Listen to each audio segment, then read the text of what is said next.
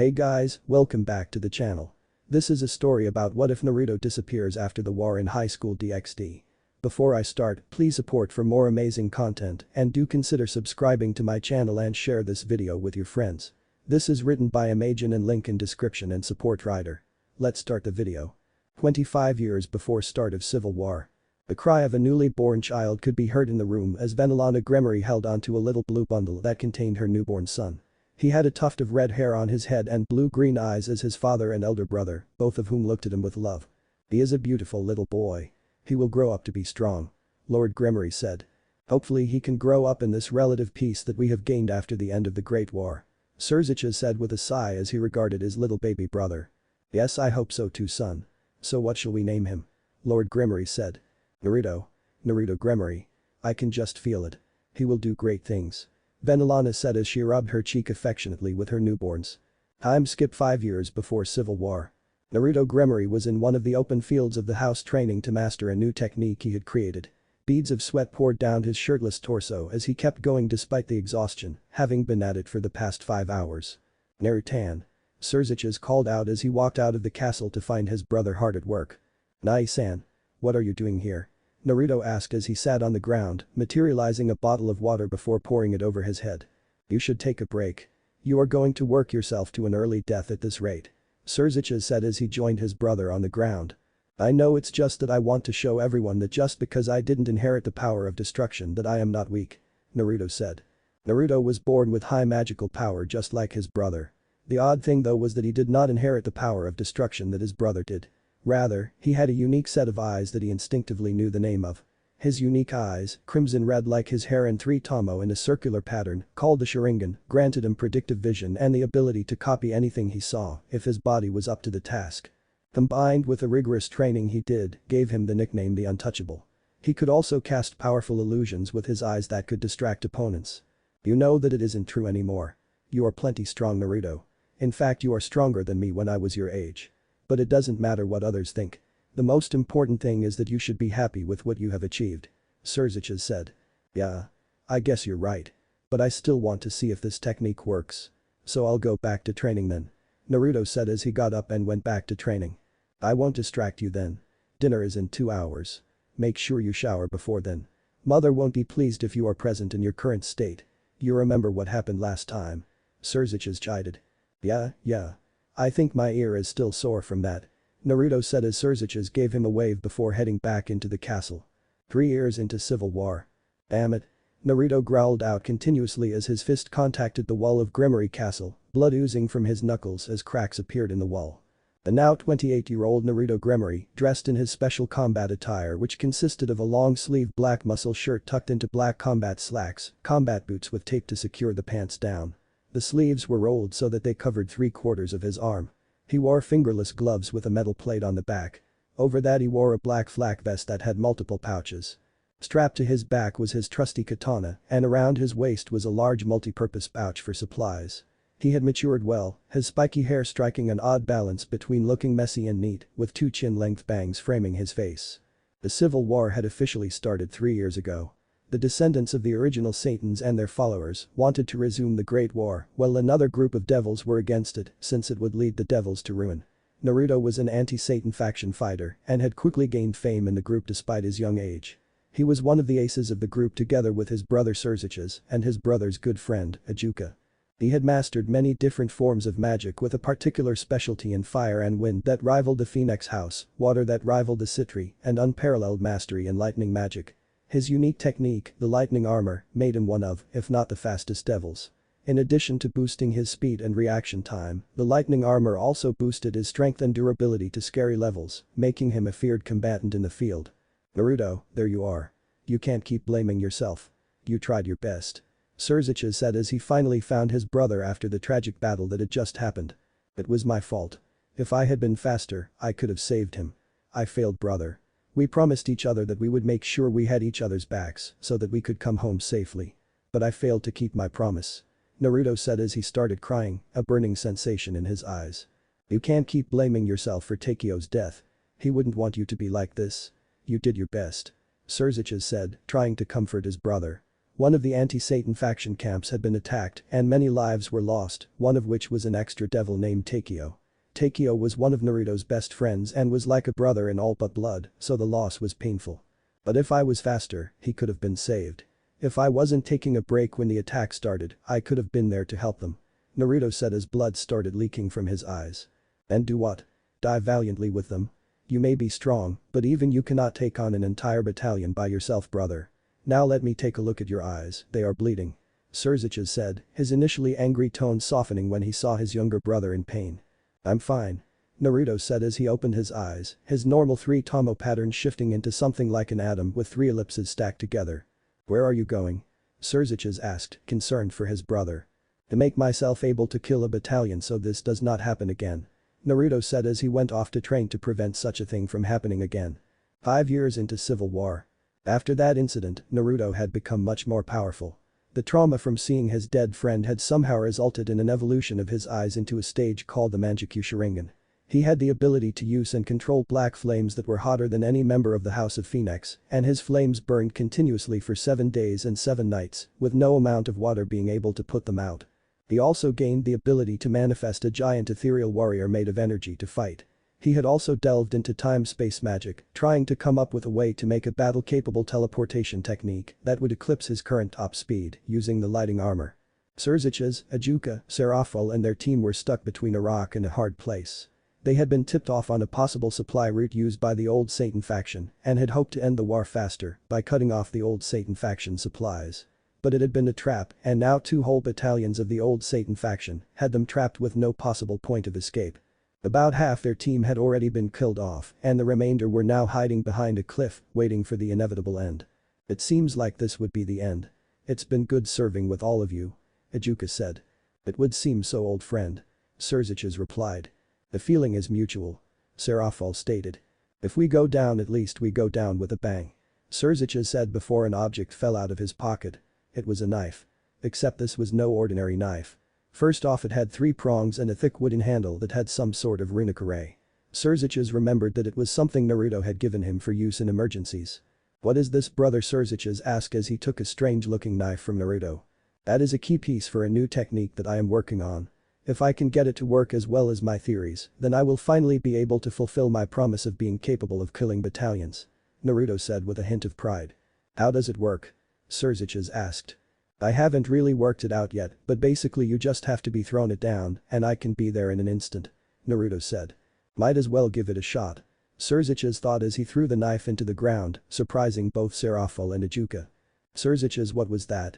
Ajuka asked. His curiosity piqued by the runic array present on the knife. I don't know. Naruto said to throw it down in case of an emergency.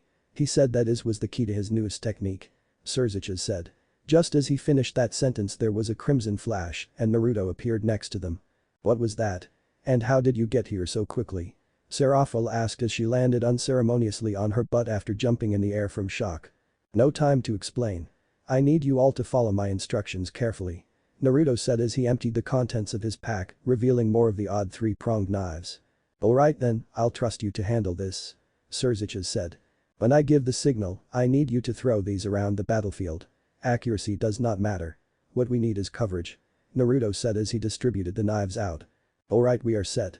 Surziches said as everyone got ready to throw the knives. Here goes nothing. Naruto said as he charged power to his right eye, closing it. He faced the oncoming enemies and opened his eye, focusing on the center of the enemy forces. From the focus point of his right eye, a column of black flames emerged, burning to death the enemies that were caught in the area. Now. Naruto shouted as the old Satan faction forces were forced to separate to avoid the black flames. A rain of metal fell on the battlefield with a few of the knives impaling enemies, while most landed harmlessly in the ground. Hahaha. Was that your desperate last attempt? Now we get to kill all the aces of the anti-Satan faction. And with this a new war can begin. The leader of the enemy forces proclaimed. Don't blink now. Naruto said simply as he held a sword in each hand, focusing lightning magic through the blades to make them sharper. Then he was gone in a flash of red and what followed was possibly the greatest massacre anyone could see. There were flashes of red all around the enemy forces as Naruto picked them apart. He appeared wherever a kunai was and decimated any nearby force before appearing at another location in an instant. My word. Ajuka managed to mutter while his 2 companions still had their jaws on the floor. So this is the power of time-space magic, Surziches muttered, having been made aware of what his younger brother had been up to recently. Your brother has been dabbling in time-space magic. That certainly explains how he is doing this. Ajuka said. I don't understand. Isn't he just moving really fast? Serafal asked. No. He is essentially teleporting from location to location. That is how he is able to change his orientation without any loss in momentum and how he can change directions without repercussion. Ajuka explained. Those knives act as markers, I presume? Surziches asked as he watched the last few enemies be killed off. I would think so. They give off a marking pulse that tells him where to emerge. The specifics of this technique are fascinating, and to be able to create something so formidable so quickly, he is nothing short of a prodigy. Ajuka said as Naruto appeared next to them. Well, that takes care of that problem. Come on. Let's go home. Naruto said as he cleaned the blood from his blade. From that battle, Naruto earned the moniker of the Red Flash and also the name Crimson Reaper. With the deployment of the Flying Thunder God technique as it came to be named, the anti-Satan faction was making a strong push against the old Satan faction. They were able to quickly send aid as each person carried a marker on their person, allowing entire squads to be teleported behind enemy lines, or they allow the transport of supplies. Within a year from that battle, the civil war had come to an end, and Surziches, Ajuka, Serafal, Falbium and Naruto were praised as the heroes of devil kind. It was also after the war that it was discovered that Naruto's eye powers had a steep cost. A year after the end of the civil war. So what is the diagnostic, doc? Venelana asked as her son walked out of the room. He had been acting strange towards the end of the war, and the Gremory had suspected that it had something to do with his eyes. Do you want the bad news or the worse news? The doctor said. Just tell them. I can't hide it anymore, it seems. Naruto said, a little annoyed since he never enjoyed going to any treatment facility. Your son is going blind. The doctor said. What? Why? When? The family asked in shock. Apparently the usage of my eye powers heavily during the war has damaged them, and I will eventually go blind. My vision is already blurry as is, and if I stop using my eyes, it is estimated that my vision will deteriorate gradually till I go completely blind in 30 years. Naruto said. Is there anything that could be done? Lord Gremory asked. Unfortunately, no. His eyes are unique, and we don't know what could happen if we tried anything, but we will keep looking into this. The doctor assured. After that, Naruto was constantly coddled by his parents, and they forbade him from fighting in any of the side skirmishes that had been occurring with the other factions, as well as the old Satan faction that still refused to accept defeat. It was one night that Naruto had a vision. In his vision he saw a man with similar eyes to his own in battle with someone with what seemed like a multi-headed and multi-handed fox avatar. Beyond that he saw a wizened old man with purple eyes that had concentric circles in a ripple pattern. Following that vision, he would receive glimpses of events that he had no recollection of going through, yet he experienced them in vivid detail, as though he had gone through those events. After many nights of said vision, Naruto finally resolved to try and find the meaning behind his eyes and hopefully a cure to his blindness. He believed the answer lay with the old man who had purple eyes with concentric circles in them. So one night he just up and left his family, leaving a note telling him that he had left. Dear mother, father and brother. I am sorry to not be able to say goodbye in person, but I know that if I had done that then you would never allow me to leave. I need to go and explore the world and find the truth behind my eyes. I also want to do some soul searching after all that I experienced during the war. So please understand and leave me be till I find my answer. I promise that I will return back to your side once more. This isn't goodbye. It's until we meet again. Naruto Gremory. What do we do? Venelana asked almost hysterically as her youngest son had mysteriously disappeared. We should send people to look after him and bring him back. Lord Gremory said. No father, we should leave him alone. Surziches said. Are you serious? But what if something bad happens to him? Lord Gremory said with worry evident in his voice.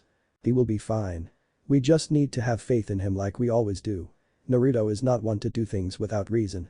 If he needs to be alone then we should leave him be. He will return. Surziches said resolutely as the family's thoughts drifted off to their youngest member. 50 years after Naruto left the underworld. Naruto Gremory felt the sun's rays stream through his bedroom window. He tried to ignore the annoying light and return back to his peaceful slumber, but failed to do so. He blinked his eyes a few times to adjust to the change in light before fully taking in his surroundings. He was currently in his house in Yakai territory. He smiled as he looked down to a mop of golden hair that belonged to his first love and first peerage member, his queen, Yasaka, a Kyuubi and the former leader of the Yakai faction. The two of them had met when Naruto was traveling with a person who had taken on a similar place in his life as Takeo once did, a brother in all but blood. At first he and Menma were like rivals, but beyond that they had some inexplicable bond between them that was eventually explained at the apex of the secret war. At that time, Naruto was journeying across the lands, trying to find the truth behind his eyes. He decided to follow Menma and his teacher at that time, one of the 3 legendary yokai, Jiraiya the Toad Sage. He bumped into Yusaka while they were in Kyoto when she was still just a new ruler of the Kyoto yokai faction. The two instantly hit it off, and not long after Naruto and Menma returned from the war, Yusaka stepped down from her post so that she could spend her time with Naruto, handing the post over to Menma. Thinking about Yusaka and how the two met made him think about his decision to revive her as his queen. Not long after he had left, his brother had taken the title of Lucifer, while Ajuka took the title of Beelzebub.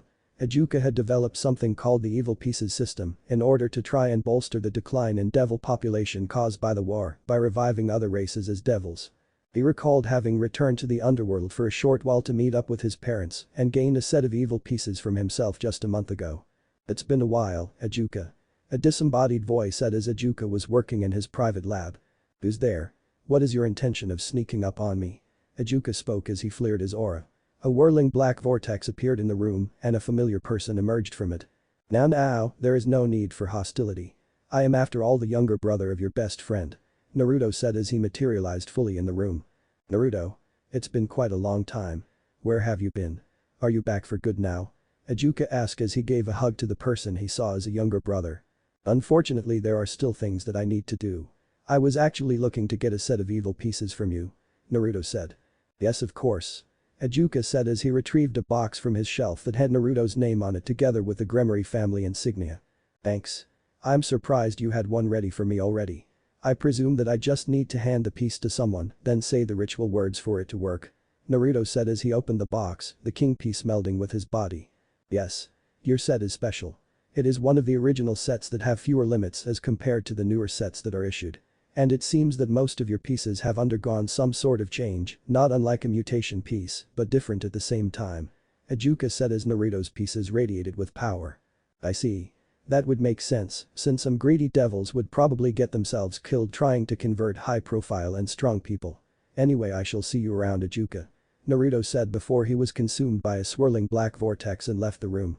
The Gremory family was currently enjoying a short tea break, with Surziches being present as well to have some form of respite from his duties as Lucifer.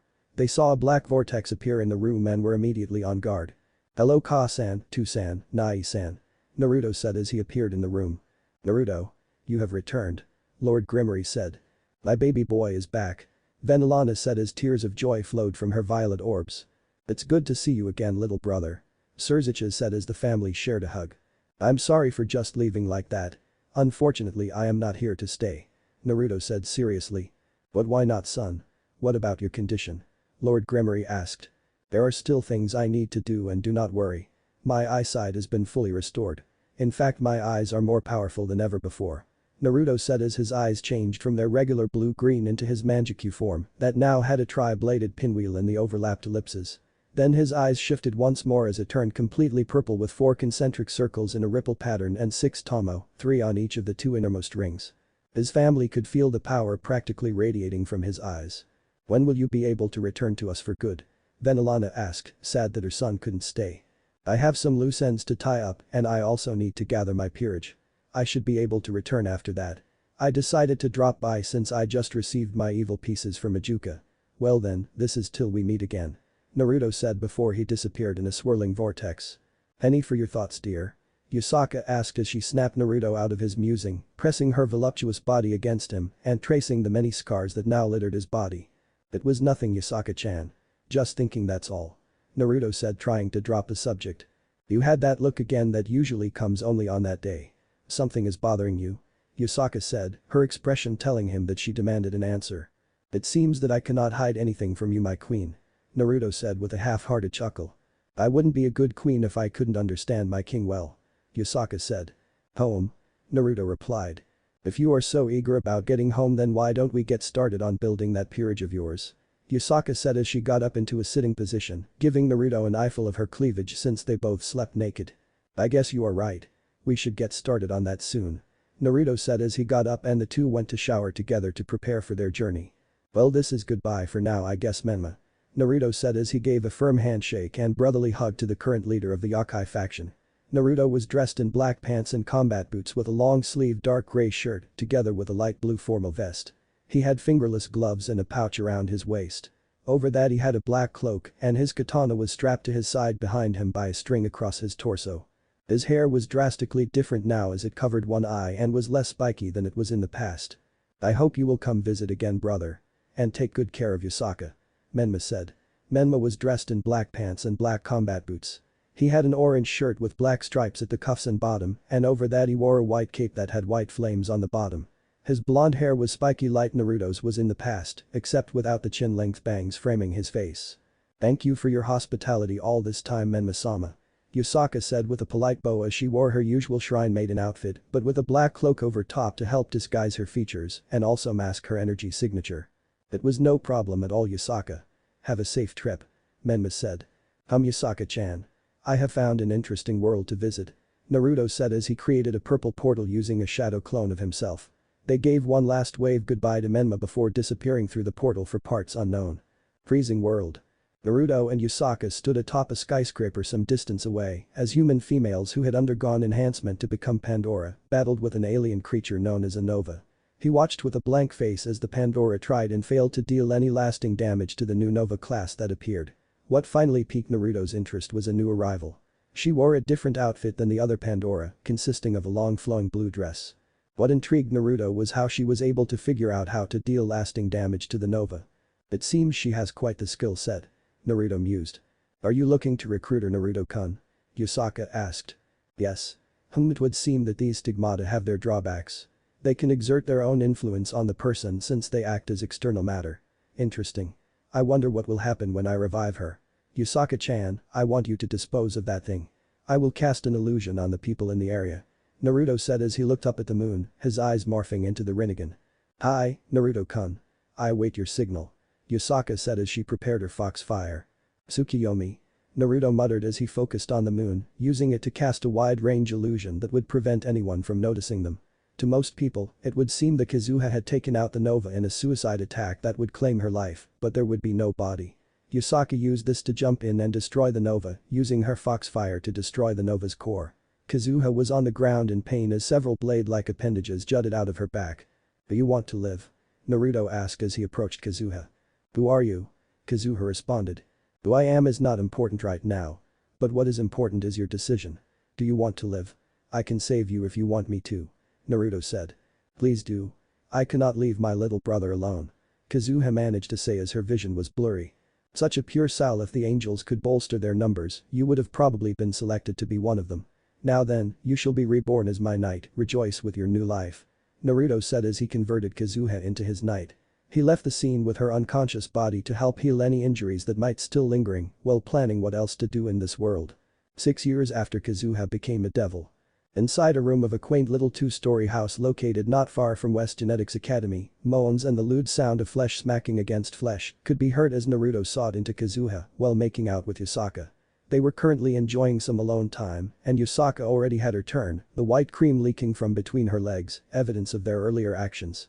Naruto groaned as he felt his member being wrapped around Kazuha's warmth as she bounced up and down, her breasts moving hypnotically as Naruto met her movements with his own upward thrust. "Kazuha-chan, I can't hold on anymore," Naruto groaned as he felt a familiar pressure build up within him. "I can't hold on much longer too. Do it inside, please. Fill me up with your seed, Naruto-sama," Kazuha screamed out as her orgasm hit her. Her inner muscles squeezing Naruto's member, milking his seed as Naruto pumped his hot baby batter deep into her core. It has been 6 years since Kazuha had been brought back as Naruto's knight. After clarifying things with Dr. Gengo Aoi, they came up with a cover story on how Kazuha was able to survive. Something that was easily done since her body was never found and with the help of some clever illusions on Naruto's part. Kazuha had adapted well to the life of a devil and given her already vast skill set, was a formidable knight. Since becoming a devil, the stigmata implanted within her had become a part of her body, thus preventing any risk of her turning into Nova. In fact, it made her stronger than ever before. Over that 6 years, Kazuha had fallen for Naruto, who had become her limiter to allow her freedom of movement. Although she was a little put off by the concept of sharing him with Yusaka, she eventually accepted that she would have to share him since his power would naturally attract people to him. The three were currently having their usual sessions to deepen their relationship and also to relieve any stress. Kazuha had graduated from Genetics Academy now and decided to be a member of the reserve forces so that she could dedicate more time to serving Naruto. It seems that she had developed an odd masochistic kink over time and would always want to be dominated by Naruto during their sexual acts. Kazuha fell onto Naruto's chest as she felt the warmth from her core. She felt Naruto's hand stroke her hair gently. She snuggled into his chest as she let out a content sigh from his comforting touch. Kazuha-chan, your brother starts at West Genetics Academy today, right? Naruto asked. Yes. He left for the campus yesterday. Today should be his first school day. I hope he can fit in. Aside from you two, he doesn't really get to know other people. Kazuha said, her thoughts drifting off to her younger brother. I'm sure he will be fine. The issue is his powers though. Given his much higher stigmatic body percentage as compared to you, I would think that he might face great risks with his powers. Naruto said. But grandfather said that there should be no issues given that his situation is different from mine due to gender. Kazuha stated. Is there anyone else that you want in your peerage from this world, Naruto-kun? Yusaka asked. Yes, there is one. One of the legendary Pandoras. Naruto stated. One of my aunts. Kazuha wondered. Yes. Her name is Lucy, I believe. LP number 004. I think she would make a fine addition to my peerage as a bishop. Naruto said as he materialized the file on her. So when will you be asking grandfather to let you convert her? Kazuha asked. Soon, my dear. There is no need to rush. We have after all agreed to help out with the problem of the Nova. Naruto said. Time skip end of Nova attack on humanity. Well then I guess this is goodbye. Naruto said to the others as he opened up a portal to enter another dimension. Will I ever get to see you again, Mi-san? Kazuya asked as he regarded his sister who was about to leave, possibly for good. Maybe. But do not worry. Even if we do not see each other again, we will always be together in our hearts. Sadalizer, I leave my brother in your care. If anything happens to him, Kazuha said with a sickly sweet smile that made Sadalizer nod her head immediately in fear. Take care, Lucy. Thanks for all your help, Naruto. Dr. Aoi said as he gave his daughter a hug. It was no problem. It was definitely a fun 10 years here. Naruto said. Where will we be going now, Naruto-kun? Lucy asked as she went to Naruto's side after saying goodbye to her sisters. Lucy had somehow made an instant connection with Naruto and was more than happy to accept the position of his bishop. At first it was hard to communicate with a girl who seemed to be able to show little emotion, choosing instead to express herself through more physical means, but Naruto managed to get her to open up and now she could act like a normal person and was better able to express herself. Although Naruto sighed to himself at how he seemed to be adding more people to his harem. Of course Lucy was not as adverse to the concept of sharing as Kazuha initially was, since she had little to no social development before being turned into a devil. Well, it's been an interesting ride with all of you. From the 10th Nova clash to Alaska to the attack by the Busters and to the final battle. There was never a boring moment here, but we should be going. Goodbye. Naruto said with a final wave before jumping through the portal, his peerage close behind him as they went on their next adventure. Sekirei World. Naruto and his peerage stood on top of one of the skyscrapers overlooking Shinto-Tito as they discussed the information they had gathered of this world. Years ago, an alien ship with beings called Sekirei landed on an island. The current MBI was the first to discover the ship and make use of its technology for profit. The Sekirei had come to Earth seeking out their Ashikabi or Destined Ones, and the CEO of MBI, one Hiroto Manaka, had decided to make a game out of it and that did not sit well with Naruto. So Naruto had decided to throw a wrench in his plans. But the first thing on the agenda was to try and seek out the Sekirei that was having a reaction to him. That is Umo-in. Mia could not believe the feeling that she was having at the moment. Her whole body was heating up. She knew the feeling, being the Sekirei pillar, but she had not thought it to be possible. She was reacting to someone. But as the Sekirei pillar that should not be possible given her power level. She tried to reach out to the person she was reacting to, calling him to her. It filled her with an unbelievable sense of glee that she would have an Ashikabi, but at the same time a sense of dread filled her. What kind of person is her Ashikabi? What plans did he have for the Sekirei race? With Naruto and his peerage. They were currently traversing the territory of Shinto-Tito, heading towards the place where Naruto felt the Sekirei reacting to him was. They arrived outside an inn, and Naruto confirmed that this was where the reaction was strongest. Deciding that they needed a place to stay for now anyway, Naruto gave a knock and greeting, seeing no harm in trying. Mia picked herself up and went to answer the door. She could feel the reaction becoming stronger as she got closer to the entrance of the inn. When she arrived at the entrance to greet her guests, she came upon a handsome young man in his 20s with blue-green eyes and crimson hair. Upon laying her eyes upon him, Mia felt the heat grow stronger. She tried to compose herself as she took note of the 3 female companions together with the male. Yes, can I help you? Mia asked.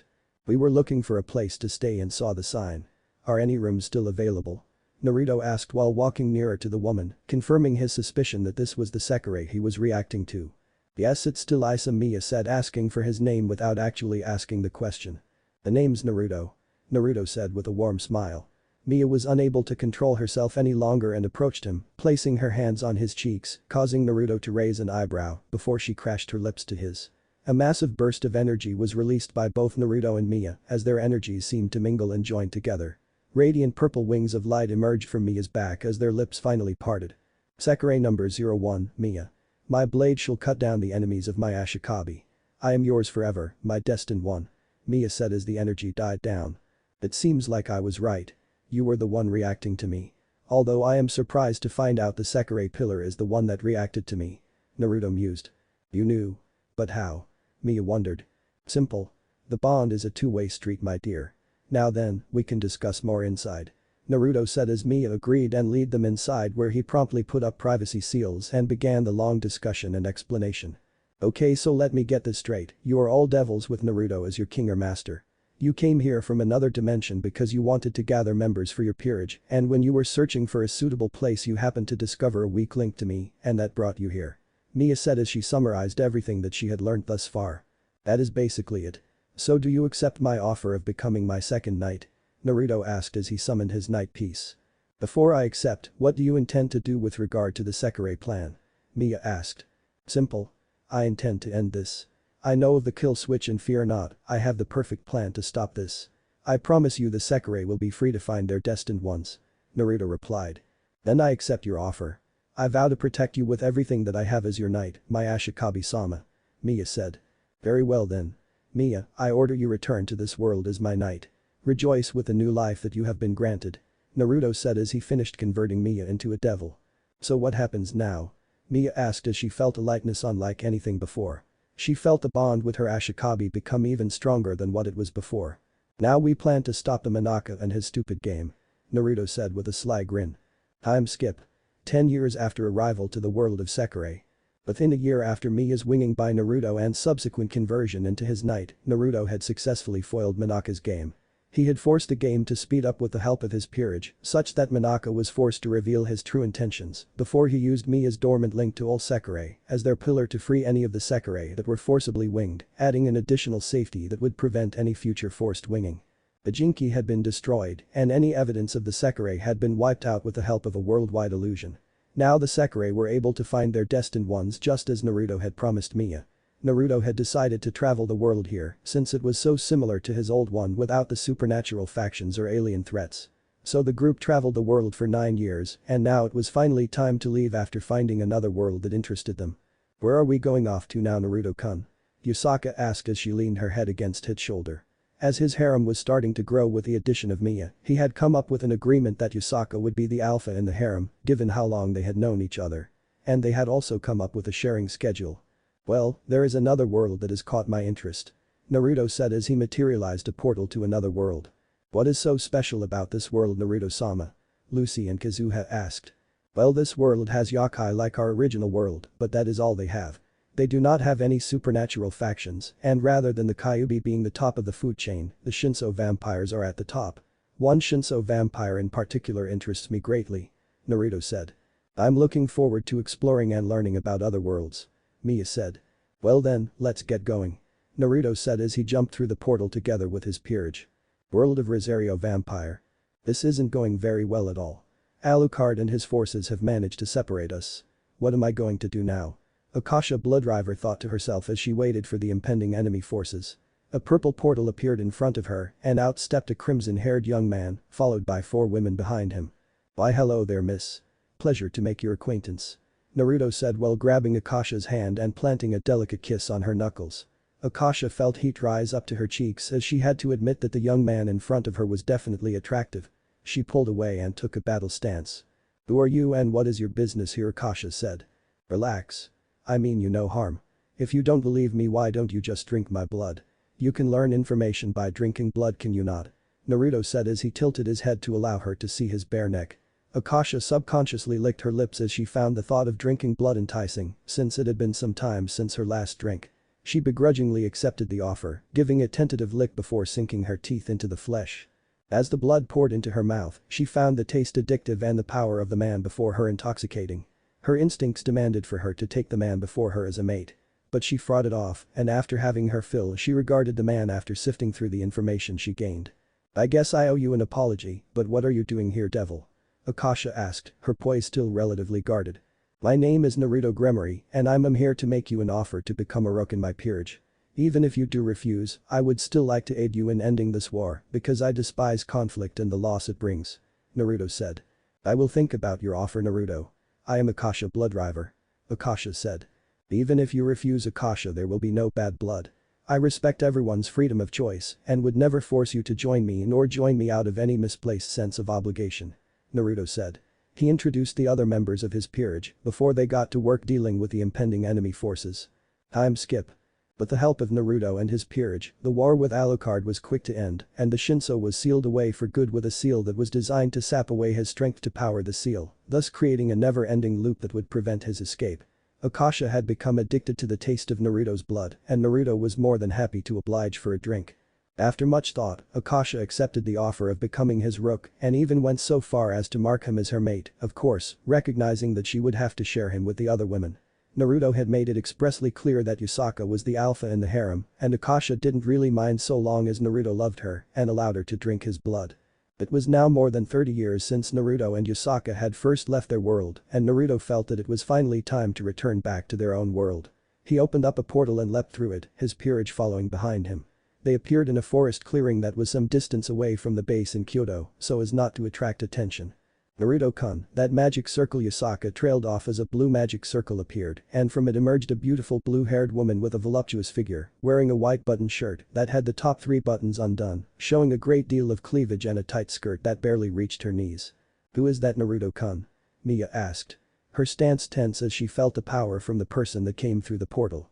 The rest of the peerage members shared a similar sentiment as they prepared themselves for battle. The female dragon king Tiamat, also known as the Chaos Karma Dragon. "What are you doing here?" Naruto asked as his hand hovered over his sword. "Your power interests me greatly. You have a great amount of power. So much so that you are undetectable to anyone less than ultimate class due to your power being unfathomable by them. I also detected a great deal of chaos from here, so I was curious. And here I find a devil that has been crossing dimensions. Most intriguing. I shall have you entertain me, devil," Tiamat said as she appeared before Naruto, covering the distance in an instant, surprising Naruto who had not been expecting her to move that fast. He could barely register anything before he felt the world spin and he was at different location alone with Tiamat. "What do you want from me, Dragon King?"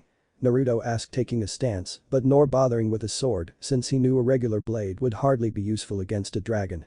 "I would like to test your power. That is all," Tiamat stated simply. "Then how about we have a little wager?" Naruto said. "A wager? Go on," Tiamat replied. "If I can interest you enough then I want you to join my peerage as my second rook," Naruto said. "Let's see if you can survive this, devil," Tiamat said as she blurred towards Naruto. This time Naruto was ready for her speed and made his body intangible. Tiamat's attack passing harmlessly through him as he leapt backwards to give himself some room. Given a glimpse of his power, Tiamat's dragon instincts were screaming to her to take this handsome young devil as her mate to give her progeny. She shook of those thoughts as she continued to glare at the devil. His power was much greater than hers. It felt like a massive ocean, a feeling comparable to Office and Great Red and one other person currently in the world. "You are definitely strong. As expected of the strongest Dragon King. If I didn't have my reflexes or my time-space migration, I might have died," Naruto said. "Enough talking, devil. Show me what you've got," Tiamat growled out. "I really do not want to hurt a pretty woman such as yourself, so I will try my best to subdue you peacefully." "Adamantine ceiling chains," Naruto said as he slammed his hand into the ground. A magic circle appeared below Tiamat and chains emerged. The chains wrapped around her body and she could feel her energy slowly being sapped away by the chains. Tiamat knew that she could break the chains easily, after all they were not meant to be a permanent form of restraint, but she refused because Naruto had unknowingly flipped her switch and turned her on. Naruto raised a brow in confusion when he saw that Tiamat was not struggling against the chains. Although they did use the energy absorb as reinforcement, a simple burst of power could overload the chains and free her. He tilted his head in bewilderment when she mouthed something and had a faint blush on her face. "What did you just say?" Naruto said, not understanding what was happening. "Either," Tiamat muttered in a meek voice. All the previous confidence and animosity in her voice was gone. The chains. Make them tighter. Tiamat demanded. Naruto took a step back in shock but complied nonetheless, figuring out what was going on and both cursing and praising his luck. It seemed that the women he encountered were either closet masochists or they were prudes that became sexual deviants in the room. It would seem that Tiamat was a closet masochist, judging by her flushed face as the chains tightened around her body. Naruto could not help but smirk now that he had the Dragon King eating out of the palm of his hand. "So you want me to tie you up, eh, you naughty Dragon King?" Naruto said with a grin as he tightened the chains further, drawing moans from Tiamat. Naruto and Tiamat appeared back where his peerage was. Tiamat had a flushed face and a limp in her step. Combined with the glow she had, the other peerage members immediately knew what had happened between the two. "Well then, we should get going back to our base. I need to convene with Menma," Naruto said as he teleported his peerage to his base in the Yokai faction territory. "Nice to see you again after so long, brother," Menma said as he greeted Naruto with a firm handshake and hug. "It's nice to be back as well. Has anything interesting been happening?" Naruto asked as he took a sip of tea. "Not really, but quite a lot has happened in the underworld since you left. I guess for you the biggest development is that many amongst the three factions assume you dead. Also, you have a younger sister now. In fact, she was just recently born and your parents have named her the heir for the lordship of your house. Although I think that should change once you return. When exactly do you plan on returning?" Menma said. "Not until I have a full peerage at the very least. I'm almost done, I just need to get my pawns which I already have members set for. I should be able to return in another 5 years," Naruto said. "I see. Could I ask you for a favor?" Menma said. "Of course. I don't mind doing things for you since you let me live here anyway," Naruto said. "I need you to check on the population of Nekomata in the underworld in about 3 years' time. This should give you plenty of time to get reacclimatized with the world, right?" Menma requested. "Of course. Just remind me closer to the day. It was great catching up with you," Naruto said as he got up to leave. "The feeling is mutual," Menma said as he went back to his paperwork with a sigh. Time skipped 4 years. Naruto's peerage was now already complete, however, an unforeseen change had occurred that would derail all of his plans. Yusaka had become the first of his mates to become pregnant with a child of his. This was a joyous occasion, but Naruto also realized the repercussions of this as he still had multiple enemies gunning for his head and did not wish for any harm to befall his daughter. He had also been hearing from his spy network that there were traitors amongst the devils and that made him even more worried to return back to the underworld. Thus he opted to stay hidden away until his future child would be able to defend themselves or when he was certain that all the threats were gone. "I'm going now," Naruto said as he grabbed his gear and got ready to go on the task asked of him by Menma. "Please be safe, Naruto-kun," all of his mates stated. His pawns were all out gathering information for him and he rarely ever called them together.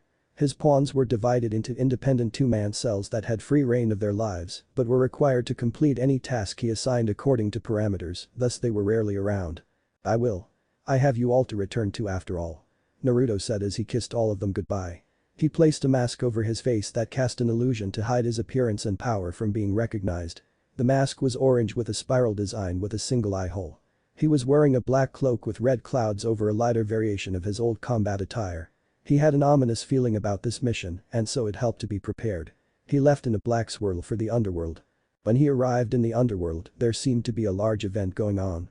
Judging by the fact that Falbium was leading some sort of military procession towards the stadium and the other 3 Satans were waiting there based on what Naruto heard. Deciding that he needed more information, Naruto formed a single hand seal, creating 4 corporeal clones of himself. But the simple application of transformation magic, he sent his clones off to gather information while he headed off to the Nekomata settlement. As he neared the location specified by Menma, an overwhelming urgency took hold in his body.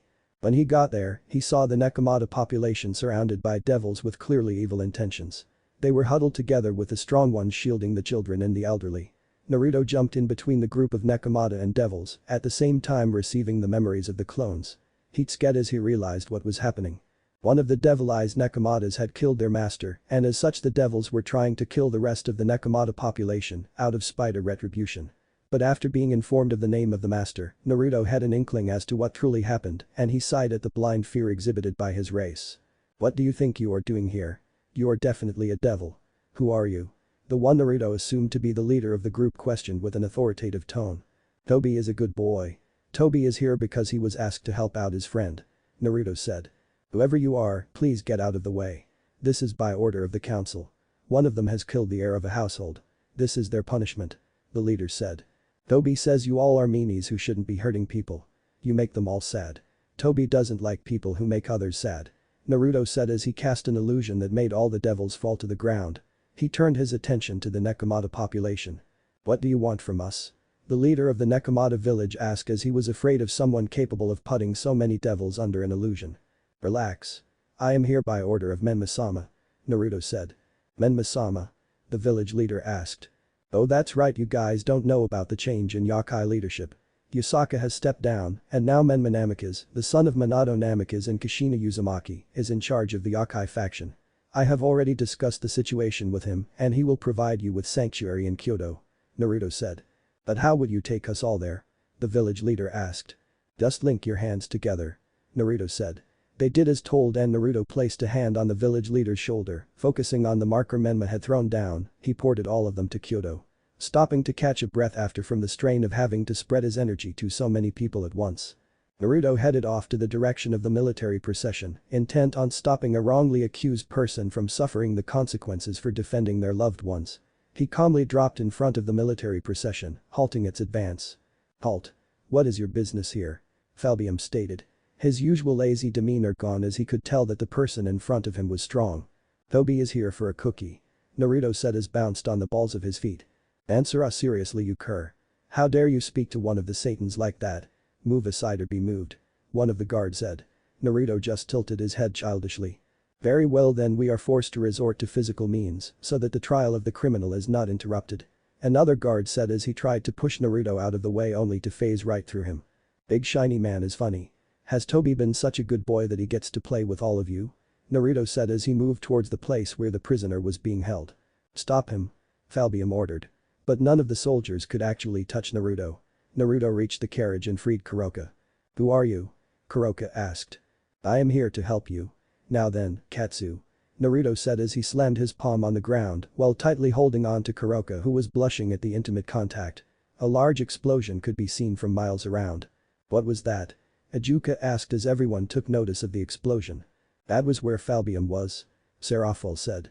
I'll go there myself and see what is happening. Guards. Surzicha said as he was flanked by 10 patrolmen. They made their way towards the location of the blast and were surprised to see a heavily injured Falbium as well as the soldiers that accompanied him who were all unconscious. As soon as Surzicha approached Falbium, a sealing array on Falbium's body glowed and Surzicha found himself in a different location. Hello, Nai-san. Naruto said as he greeted Surzicha. Brother. What is this place? Surzicha asked. The sky was red and both Surzicha and Naruto were black and white. This is the Tsukiyomi world. One of my most potent illusions. It is the representation of the spiritual world in darkness. Naruto said stoically. Where have you been, brother? Everyone has been worried about you. You have a little sister now. Surzicha said. I know. I am just an impression of the real Naruto. I am here to tell you the truth about Kuroka's choice to kill her master as well to inform you that the events of today nearly caused you to start a war with the Yakai faction. Naruto said as he clarified the truth behind Kuroka's murder of her master, providing convincing evidence that would prove Kuroka innocent. But he knew the older devils would not accept this matter so simply. Devils were greedy creatures after all. I implore you to put your foot down on this matter, brother. If you start a war with the Kyoto Yakai faction, then the devils will face extinction. The current leader of the Yakai faction, Menma Namikaze, is not someone any of you can hope to beat. And I will have to stand against you if such a war were to occur. The moon cannot stand against the sun. It seems the energy I left behind is just about used up. Naruto said as his fingers started fading. Wait, when will you return, Naruto? Surzicha asked. When the time is right I will return. I have one last request, Surzicha. Please take care of Kuroka's little sister for me. I cannot retrieve her without risking my identity, so please do it as a favor to your little brother. There are things that I still have to do. Till we meet again, brother. Naruto said before the world around them faded. Surzicha blinked and found himself back where he originally was. In his hand was a file that contained all the evidence to prove Kuroka's innocence. Resolving to take Naruto's warning seriously, Surzicha had Kuroka declared innocent and her sister Shirin was placed in the care of Rias. Many devils made a fuss about this, but Surzicha threatened them, saying that Kuroka and the rest of the Nekomata were now under devil protection and they were more than welcome to risk war if they wanted vengeance so badly. Time skip. 11 years. 11 years had gone by. Naruto lived in relative peace in Yokai territory with his mates, while his pawns were off trying to make the world a safer place for his future family and also to watch over his current family. Yusaka had given birth to a beautiful girl that they named Kunu. Kunu had 9 tails and fox ears just like her mother, but inherited her father's red hair and unique eyes. Naruto and Yusaka decided to hide Kunu's appearance under an illusion to prevent anyone from linking Kunu to him, so as to keep her safe. To those who didn't know of her true appearance, she was a carbon copy of Yusaka, and she was expressly told not to talk about who her father was. Hiroka had become clingy ever since she was saved by Naruto and eventually became the 7th person to join his harem as his bishop. He learned that Rias was now attending school in the human realm thanks to the people he had keeping tabs on her. He also learned of her engagement to Riser Phoenix, something that he was against. He had been reviewing the contract almost on a daily basis to try and find a way to break it while maintaining anonymity, knowing that Surziches would be unable to break it given his position as Lucifer. But the group had other matters to attend to. It would seem that things were stirring soon amongst the supernatural factions, and his informants were painting a grim picture of a rising group of terrorists that would surely be a future threat. In addition to that, it would seem the Kuo and by extension Naruto's sister Rias was the epicenter of many of the coming storm. Damn, morning sun. Naruto muttered as the streams of light from the curtain fell on his eyes, disturbing his sleep. He tried to move his arms but could only move his right one since his left arm was currently being trapped by both his daughter and his queen. That's right, Kunu had a nightmare yesterday night and couldn't sleep so she came over. Naruto mused as he brought his right hand up to stroke his daughter's red hair lovingly. Look at you Kunu. You will grow up to be such a beautiful woman. Soon daddy will have to beat all the bad boys who want to take you away from me with a stick. Naruto said quietly. Good morning my king. Yusaka said as she gave a chaste kiss to his lips, Naruto a little stunned at first since he didn't realize she had woken up but quickly reciprocated.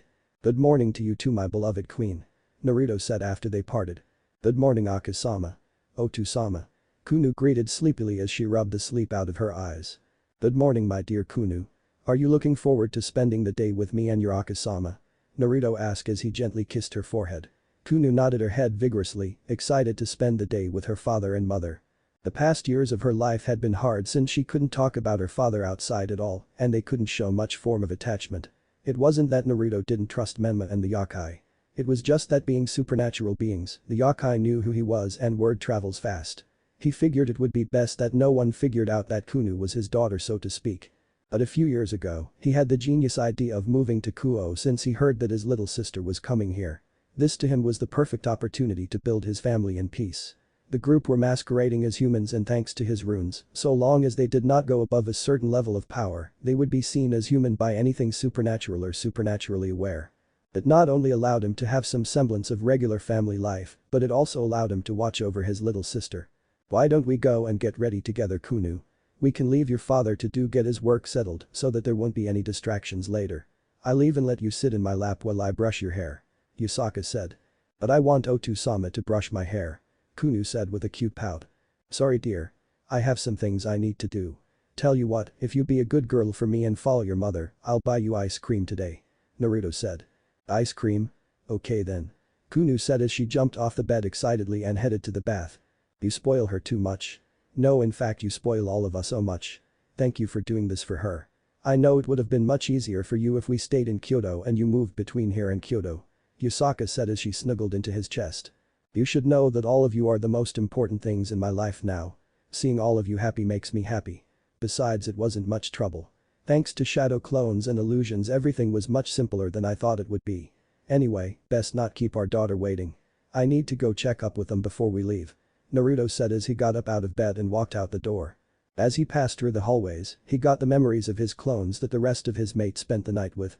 Ever since he developed a way to use Menma's clone technique, he would make clones for all the other mates that he did not spend the night with so that they would still receive his affections. Good morning Miya-chan. Naruto said as he gave his purple-haired Sekirei a kiss. She was always an early riser and seemed to never have any morning fatigue despite some of the physical activities they would do at night. She and Kazuha had become the default cooks for meals as well as managing the upkeep of the home. Good morning to you too Naruto-kun. I would love to talk to you some more, but it is my turn today to prepare breakfast, so I should get going before the rest get down there. Miya said with a formal bow as she excused herself. Good morning Kuroka. Naruto said, giving the woman a kiss. At the same time placing a kiss on the bundle that was currently in her arms. Kuroka had given birth to a healthy baby hybrid a year ago. His son, Boruto, had red hair and according to Kuroka would have a red cat tail and cat ears when he finally manifested his features. Boruto had also inherited the Sharingan, something that Naruto was grateful for since they could do an eye swap between him and Kunu should the need arise to prevent blindness from the Manjikyu Sharingan. "Good morning Naruto-kun Naya. Is breakfast ready yet?" Kuroka asked as she bounced the bundle in her arms. "It should almost be ready. Mia went down earlier," Naruto said. Kuroka nodded and went in the direction of the dining hall. "Good morning, Kazuha-chan, Lucy-chan." Naruto greeted as he gave his to Pandora a morning kiss. "Good morning Naruto-kun Naruto-sama," they replied. "I should go see if Mia needs any help with breakfast. At the very least I can help her get the table set up," Kazuha said as she excused herself and headed off in the direction of the kitchen. "Would you like to follow me to the room?" Naruto asked. "No thank you Naruto-sama. But thank you for the invitation. I would like to go and find Kuroka so that we may continue our word competition," Lucy said with a wicked grin before turning and walking in the opposite direction. "Honestly I don't know what is worse, your flat dry puns and jokes or Kuroka's perverted teasing," Naruto said with a shake of his head finding himself drawn to Lucy's derriere as she walked away. "Good morning Tiamat-chan," Naruto said as he gave a kiss that jolted his still sleepy dragon awake. "Good morning to you too Naruto-sama," Tiamat greeted happily. "I'm glad you enjoyed your kinky fun last night with my clone. I'll be sure to give you even more fun when it's your turn," Naruto said. "I look forward to it," Tiamat said as she sauntered away to grab breakfast. Naruto continued on his way towards the room at the very end of the walkway. Activating a runic array that would authorize his entrance, he shut the door behind him and activate various privacy and security runes. After all, it was always better to be safe than sorry in his mind. Screens illuminated all around the room, displaying various graphics and information, with a map of the world taking up the large center screen and several smaller screens explaining the markers that were present on the map. Naruto sat down in his chair as he went over the displayed information, making sure there are no discrepancies.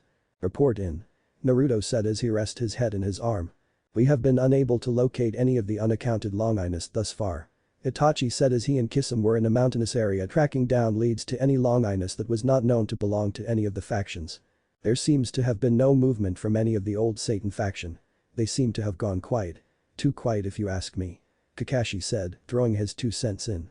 "Rizavim still has not been accounted for. But it would seem that his supporters are stirring which is odd given that they did not participate in the civil according to your information and will only move under orders from Rizavim," Gaara said. "Itachi, Kisame, keep looking. We need to know the status of all the Longinus. Kakashi, Guy, keep your eyes open for any news on the old Satan faction. Also carry on checking on the informant network. Some of them have gone dark for some inexplicable reason. Gaara, A, B, keep trying to locate Rizavim.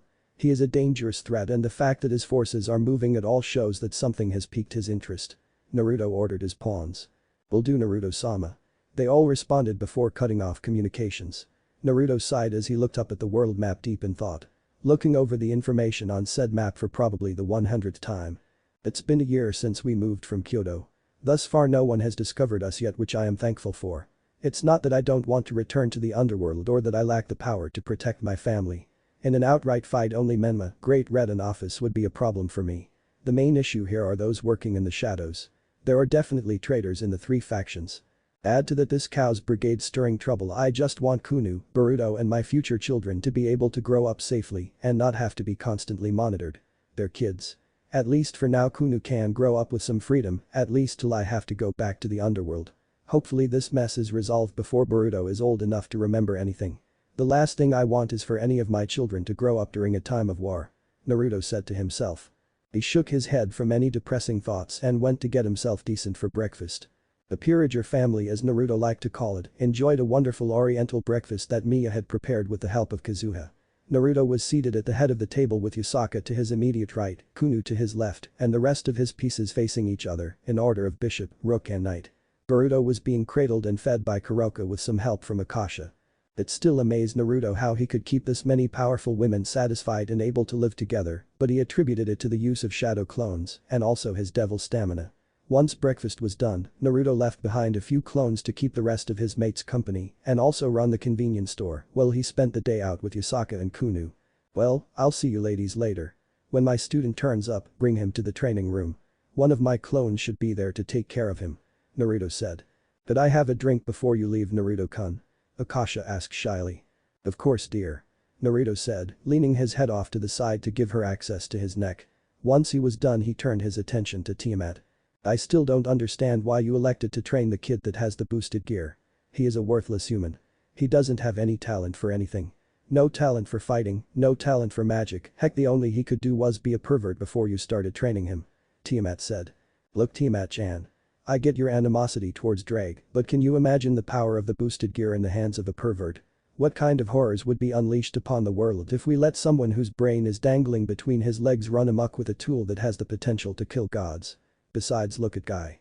He had no talent and right now he is one of the best hand-to-hand combatants, even if he can't use any form of magic. Naruto said, explaining his reasoning. A few months after Naruto and his peerage had arrived, he was alerted to the presence of the boosted gear in one Issei Haidu.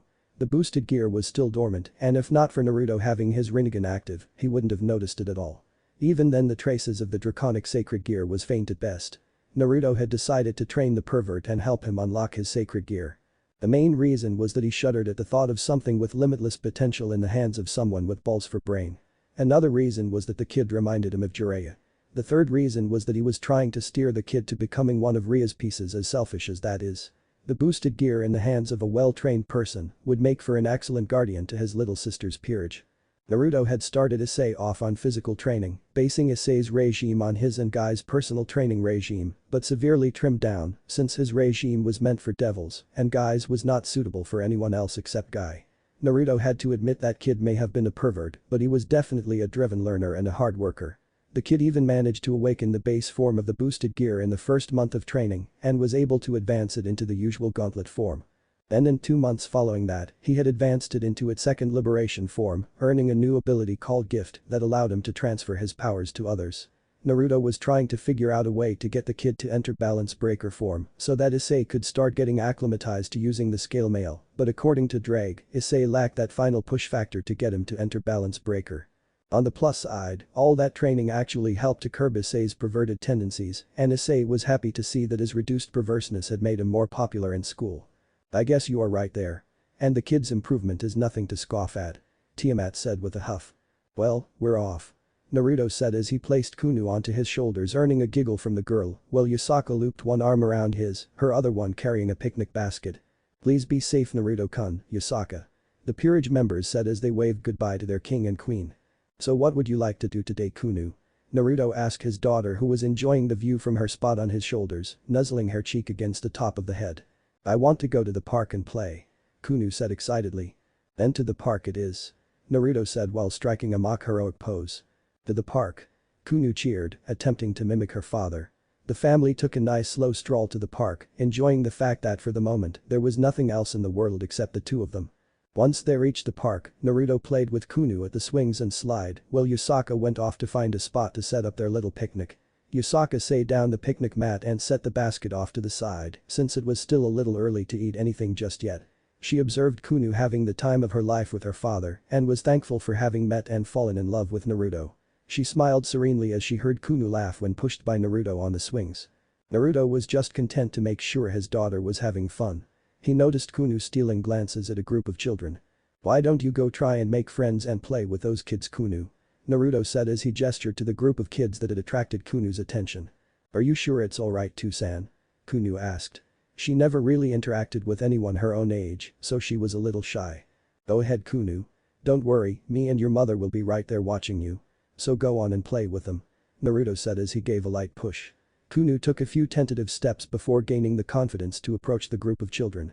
She managed to introduce herself well and eventually started to join in with their games. She stole a glance at her father, who simply nodded his head before he turned to join Yusaka. It seems the Kunu is enjoying herself.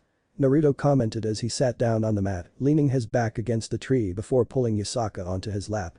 Yusaka shifted around to get comfortable before she snuggled her body into his, leaning her head against his shoulder while feeling his arms wrap around her waist. You know, watching Kunu have fun like this really makes me happy that I met you all those years ago.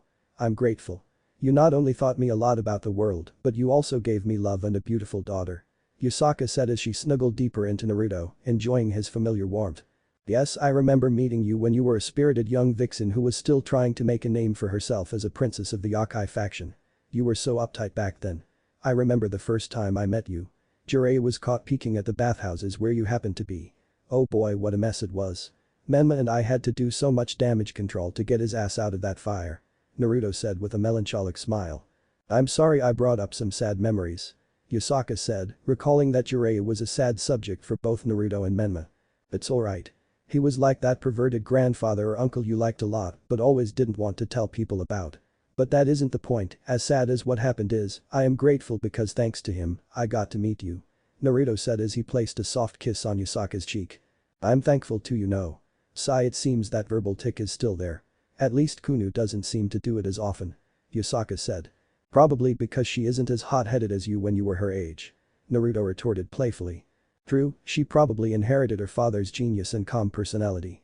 Yusaka said as she looked on lovingly at Kunu having a fun time with all the human children. But she inherited her good looks from her mother. Before too long I will have to beat back boys with a stick. She will have the guys dropping at her feet. Just like her mother. Oh woe is me. It won't be long before I will be wondering where daddy's little girl disappeared to. Naruto said. Oh you. Don't be such a dramatic. You know she will grow up eventually. But for now let us just enjoy having our little baby girl around.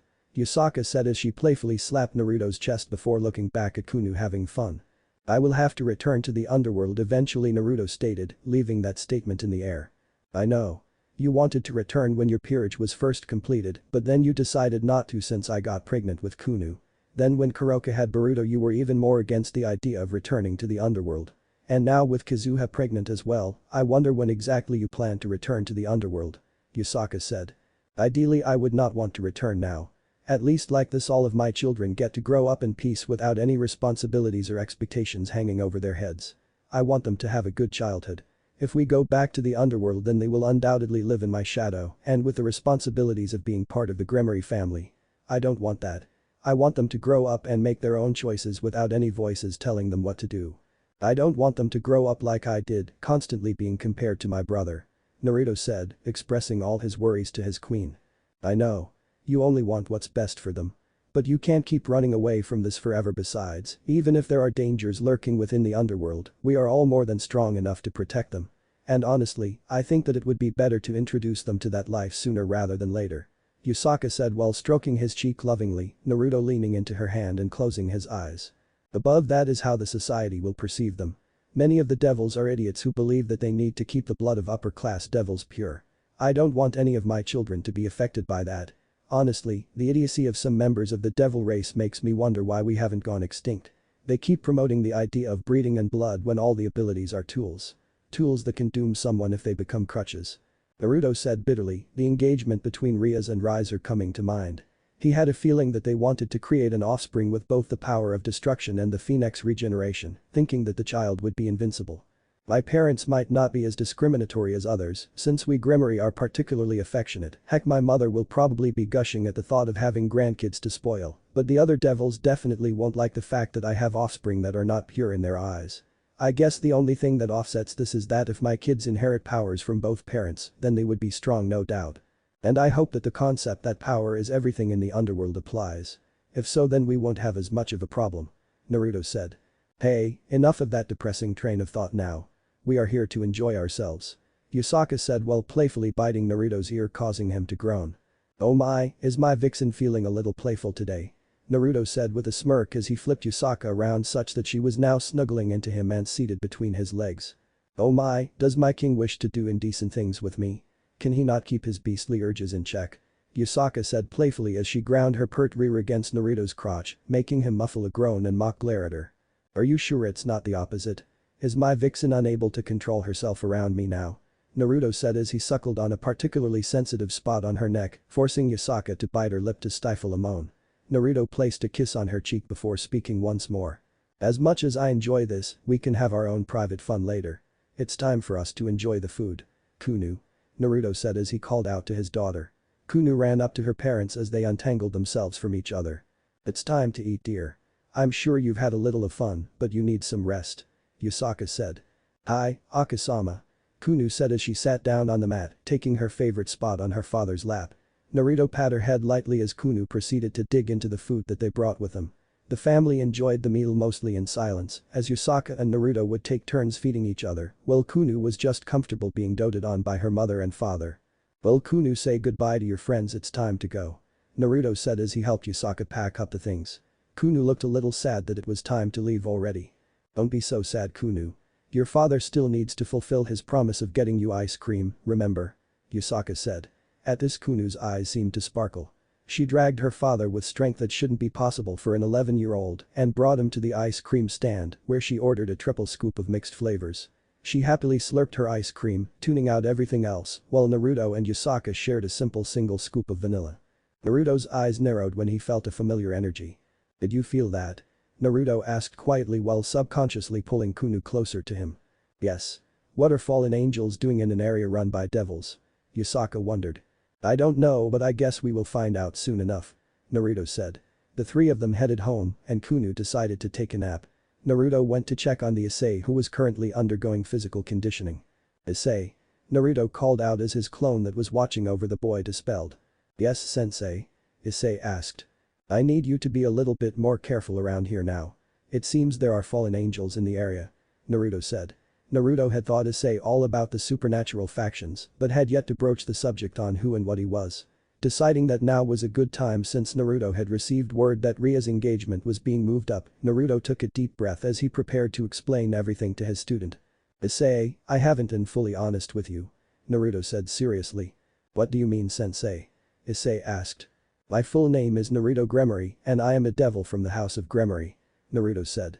Wait, Gremory as in Ria's Gremory? That same one? Issei asked. Yes. She is actually my younger sister. Although she and I have never met in person due to the fact that I had to leave the underworld almost a century ago in order to handle some personal matters, Naruto said. I see. Issei responded, not knowing what to say. Do you hate me? I was not fully honest with you, Naruto said. No. How could I hate someone who helped to make me a better person? Without you, sensei, then I would still be the useless pervert in school that everyone hates in school. Now people are actually decent with me, Issei said. Issei, is your dream still to become a harem king? Naruto asked.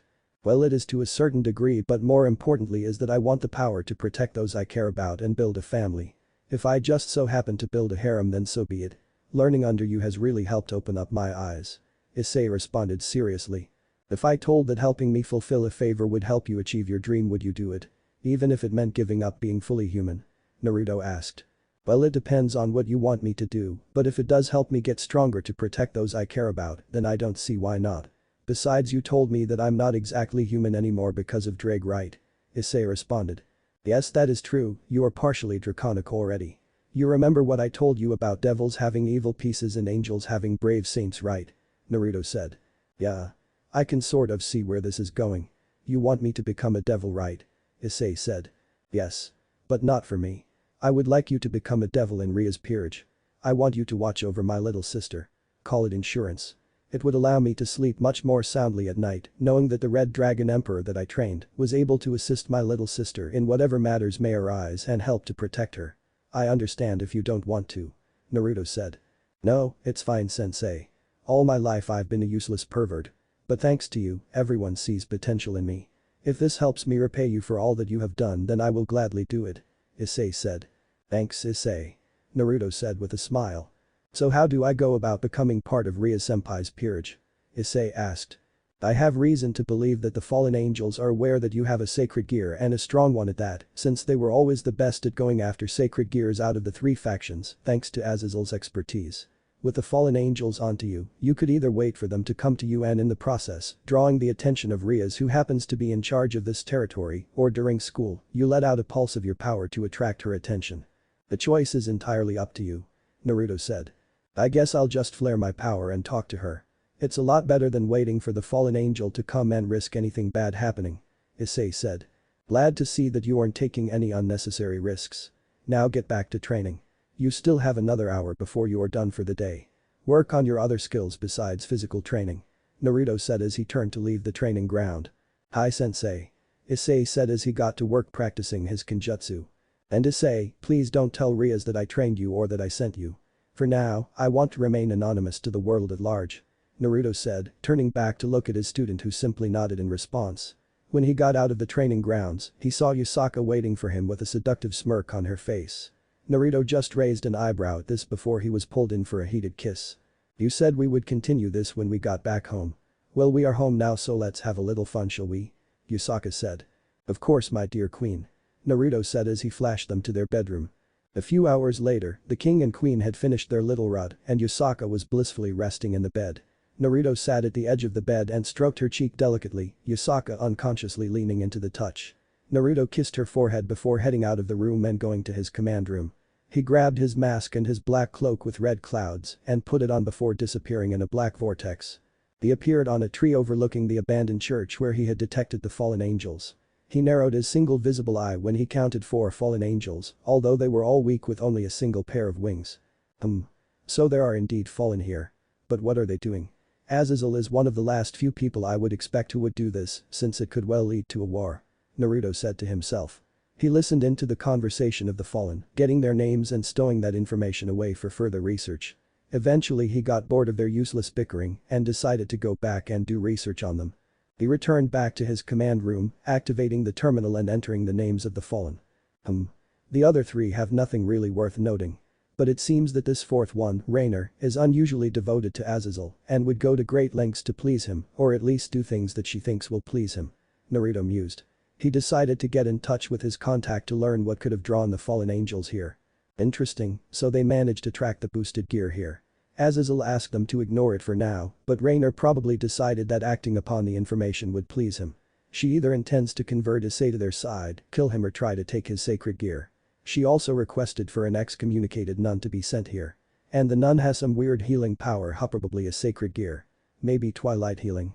It does seem like it given that she could heal a devil. It seems that things are starting soon. I can only hope that Issei will be enough help for my sister for now. Naruto said as he stared at the updates on the screen. Naruto watched from his spot atop one of the many small hills that were present on his private training grounds as Issei went through various sword stances with a wooden practice sword against the training dummy.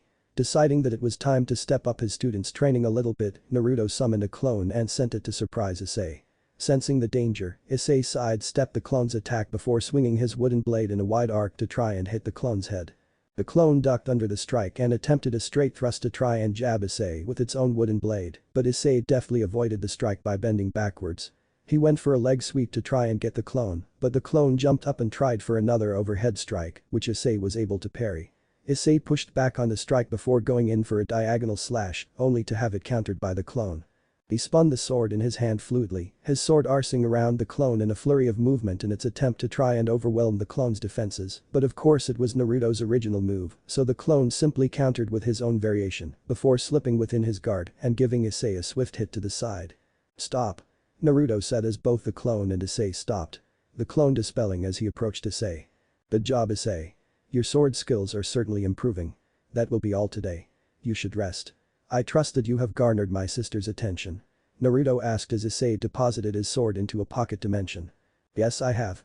She currently has her rook or her queen trailing me. While her queen may be good at sneaking around, she has nothing on your training sensei.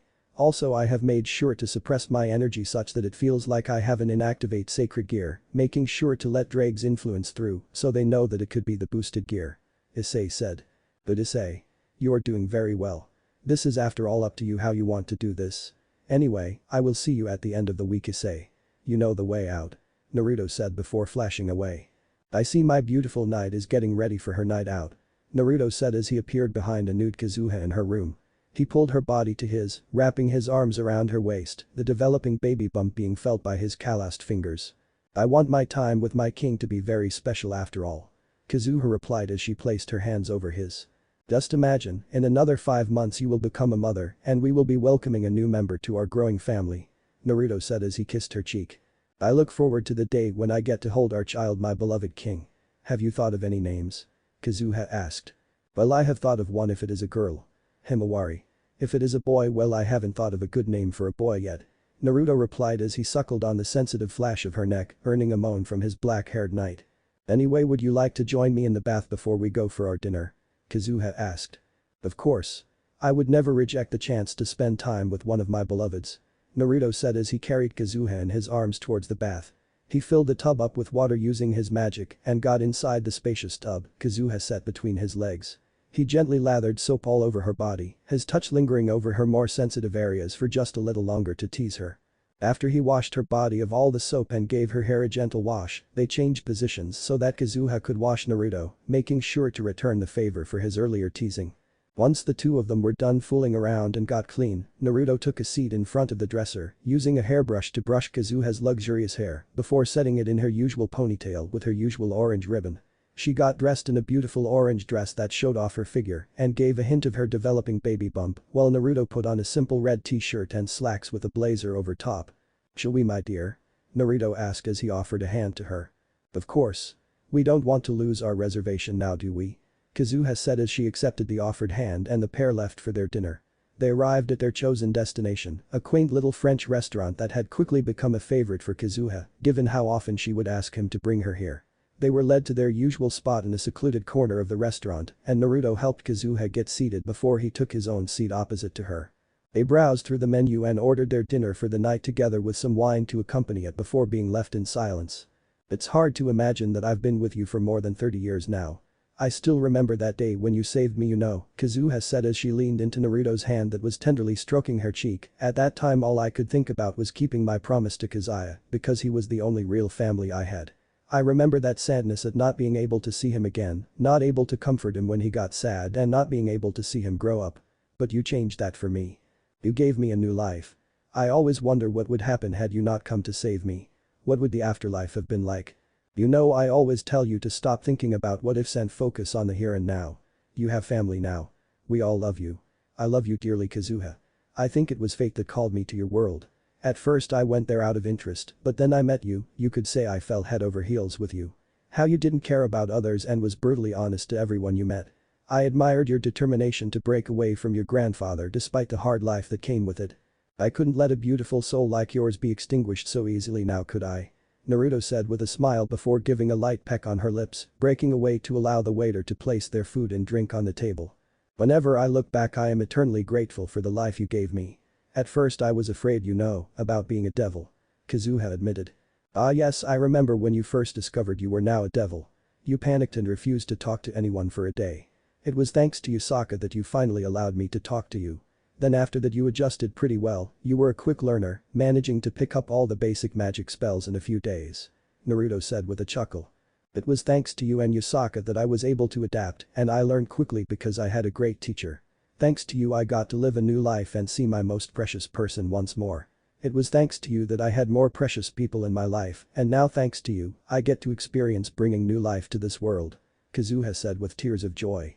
"I would do anything to make my beloveds happy because they are my most precious people. I would even storm heaven if that meant keeping all of you safe and happy. I would even fight a war against all the factions if that meant that my precious people would be safe," Naruto said with eyes full of determination. "And it is that determination and kindness that made me fall in love with you, Naruto-kun. The way you care for those you love and would do anything for their sake," Kazuha said. "Are you sure it wasn't because of how much you lusted for my touch?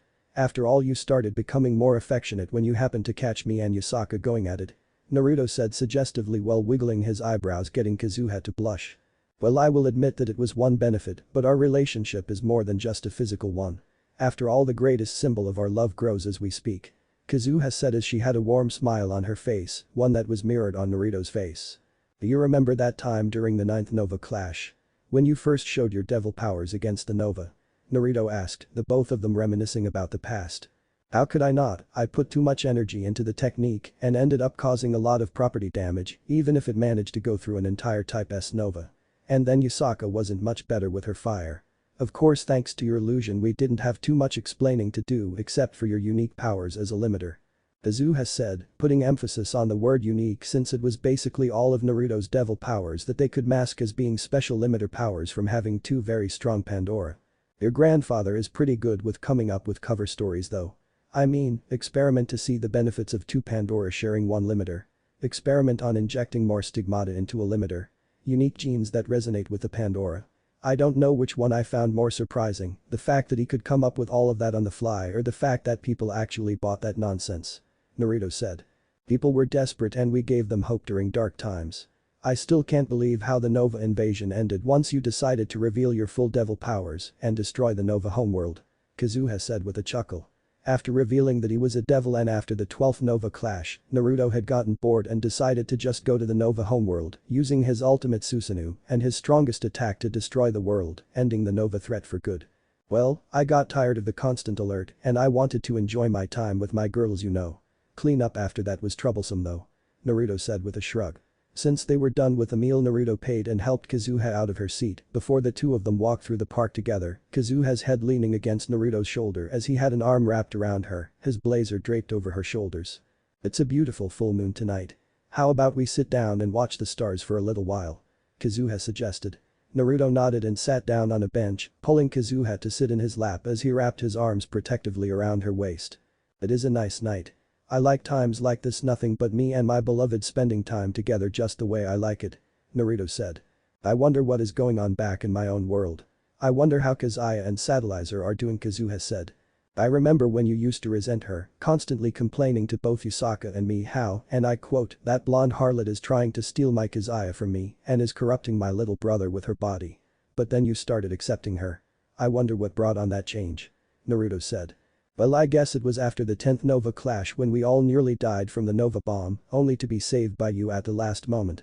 But I realized how happy she made him, just like how happy you made me. Speaking of which, they had kids, right? Kazuha asked. That's right. They had 2 children, a son and a daughter. Why don't we see what they are up to right now?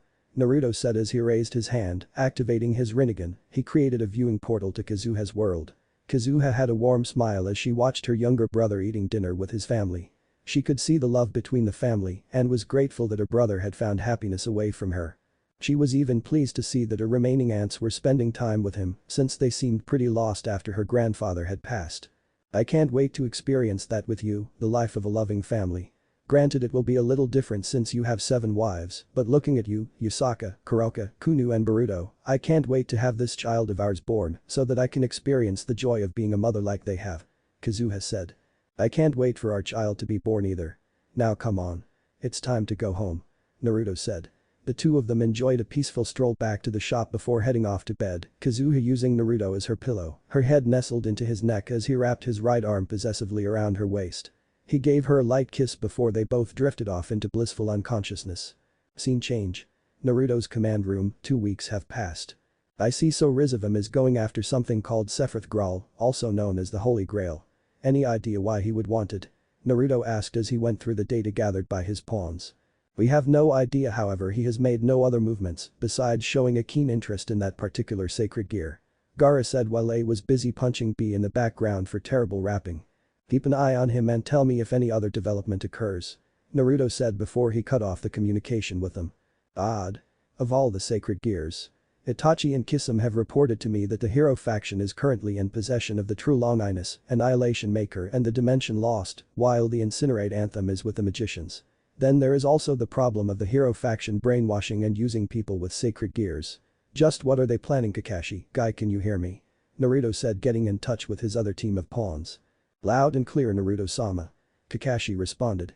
I want you to keep an eye and ear out for any development regarding the hero faction. It seems they are amassing power, and any time a singular group tries to consolidate their power, it is never a good thing, Naruto said. Duly noted. We will inform you should we learn of any development regarding the hero faction, Kakashi said before the communication was cut. Things are happening in the background for now. I wonder if any of the faction leaders have taken notice of this. But then again, the dissidents have been good at hiding their movement so far. Oh well, it would seem that Issei is handling his situation well. The Fallen have taken an interest in his now. In fact, if I recall, he has a date with one this weekend. Oh well. How he decides to approach this matter is his choice. I should trust my student after all, Naruto commented.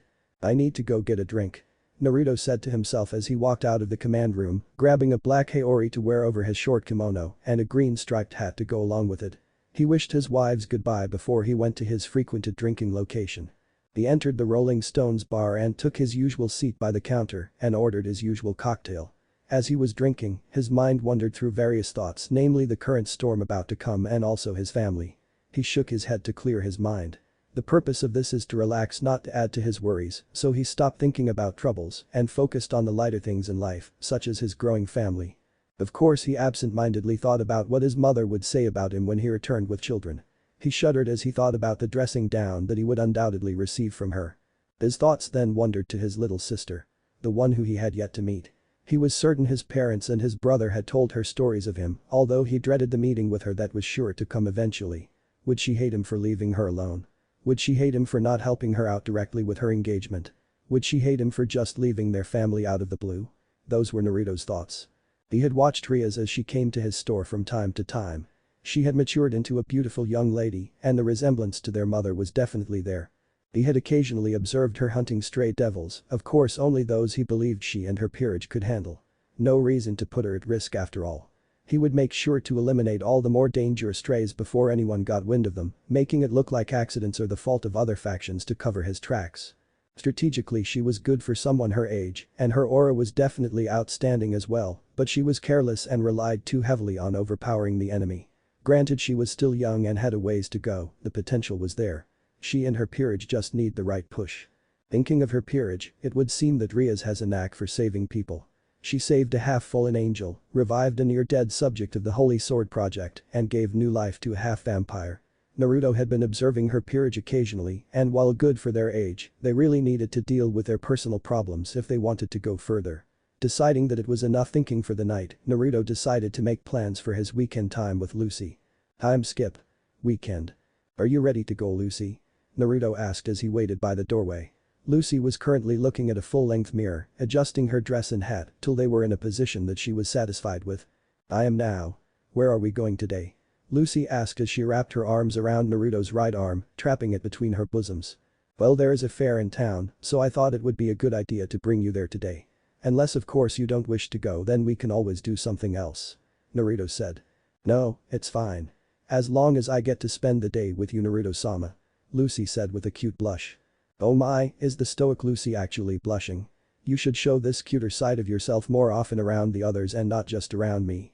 No one's going to judge you for actually showing feelings, you know. Well, Kuroka might tease the hell out of you, which she already does, so I don't see much of a difference. Naruto said as he kissed Lucy's cheek. He led her out of the house and they took a nice stroll towards the fair. But what if the others think I'm weird or something? Lucy asked shyly. Lucy, you need to loosen up. There are a range of expressions that we as living creatures are able to show. You don't always need to confine yourself to the extremes of the spectrum. The world isn't black and white. Being gray is what differentiates us from the inanimate. Naruto said with a chuckle. The couple went around trying out various things at the fair, spending most of the time taking in the sights and sounds of the crowded fair that was unique to the usually sleepy atmosphere of quaint little Kuo town. They tried out some of the activities and games, Naruto winning Lucy a cute little stuffed cat that reminded her of Kuroka.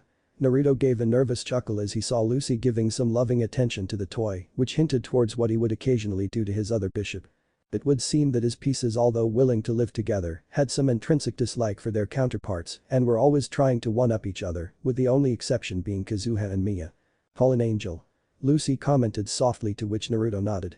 Yes, I believe they are trying to bait Issei for some reason. Oh well, let's leave it to my student. If he can't handle someone like this, then his training needs to be stepped up. Now come on, let us not bother ourselves with such matters. The important thing is us spending time together. Naruto said as he led Lucy to grab a bite to eat from one of the carts.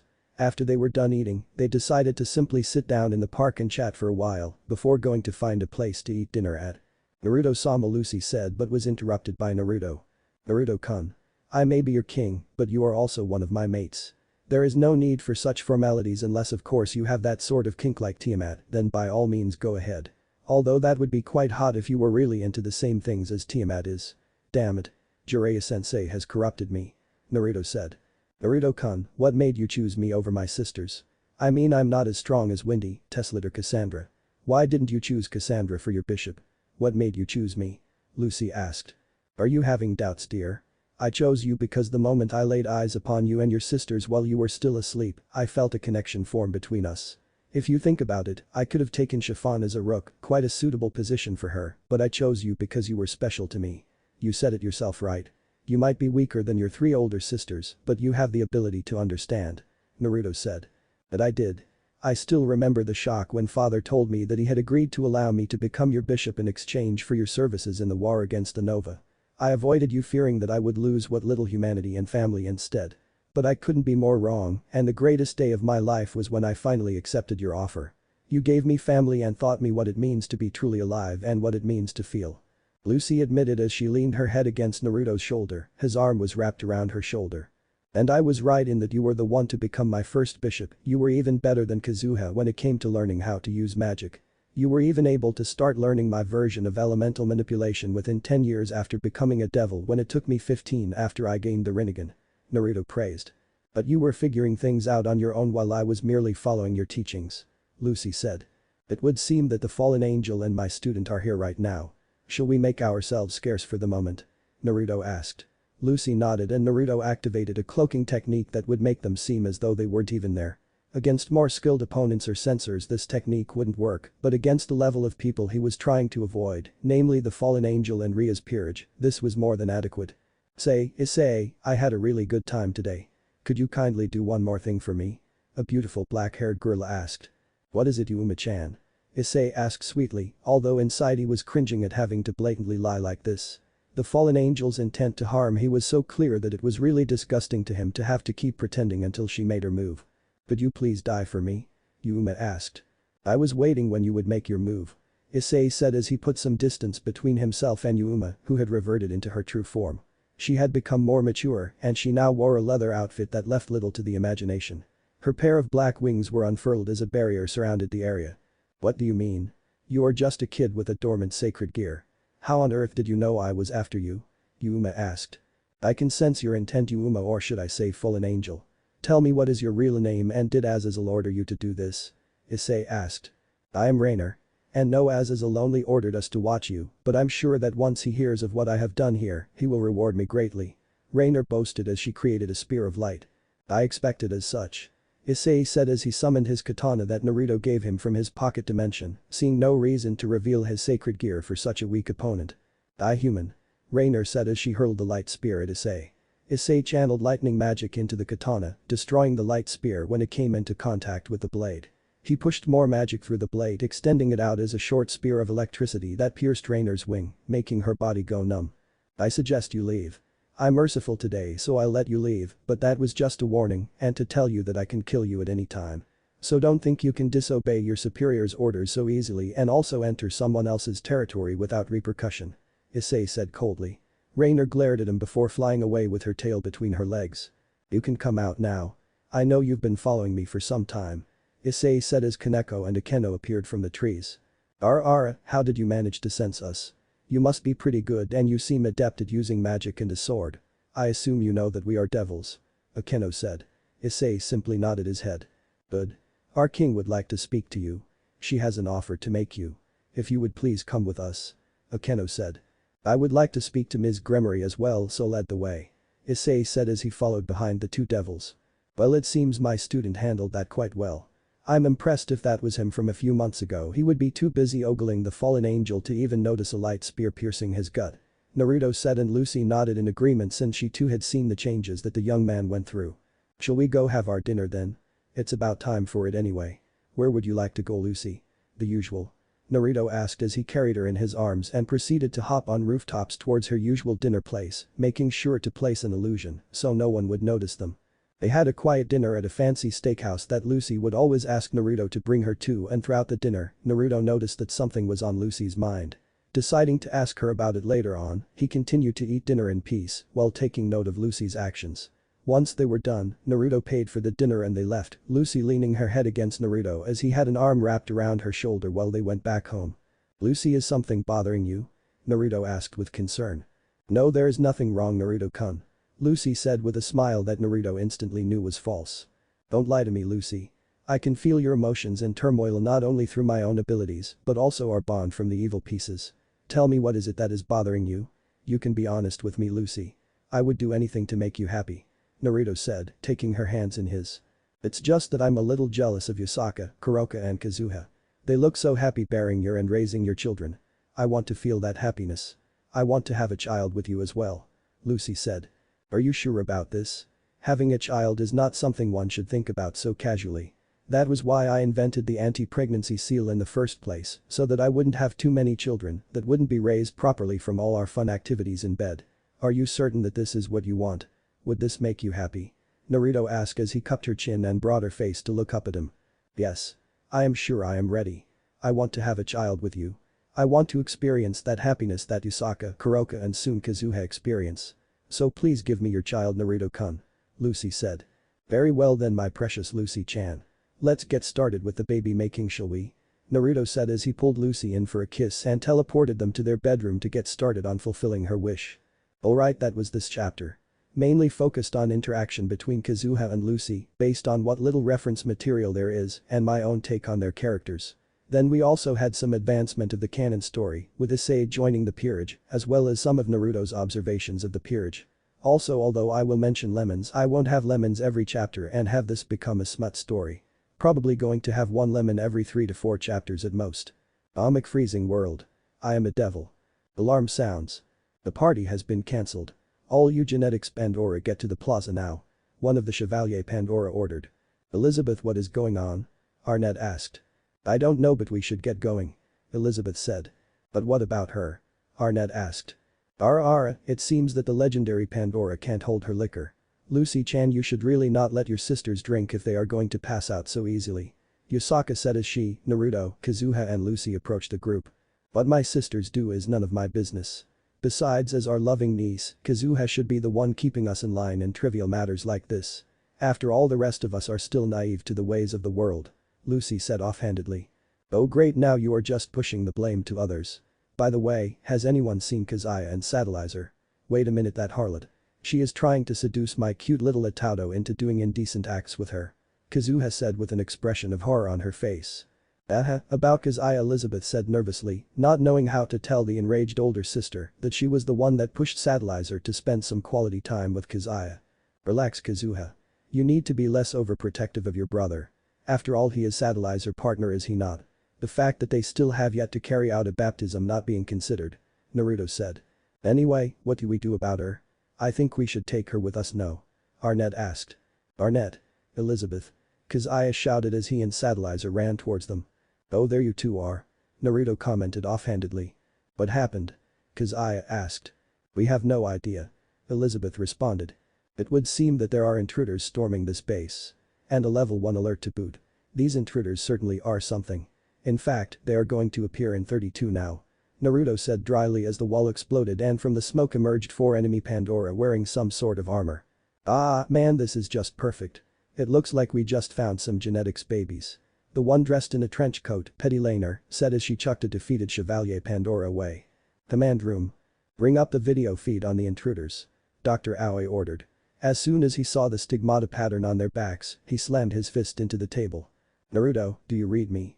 Dr. Aoi said through his communication seal. Loud and clear, Doc. I got 4 Pandora here with me.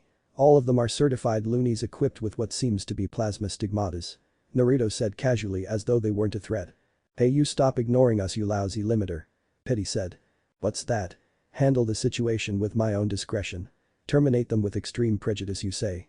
Well then, it looks like I will be entertaining you girls for the night. Before I kill you, could I please ask what you are doing here, interrupting such a joyous occasion on a fine night like this? Naruto said as he stepped forward. You are going to be our opponent. You are just a pathetic limiter. I want to play with the genetics babies, so I will have you get out of our way now. We are here to kill Dr. Gengo Aoi and we have a license to kill anyone in this base. Petty said. Naruto-san. Elizabeth and Arnett said as they were about to charge to help him, but Kazuha and Lucy stopped them. Are you crazy? Leaving your limiter to die? Arnett protested. You will not get in the way of our king.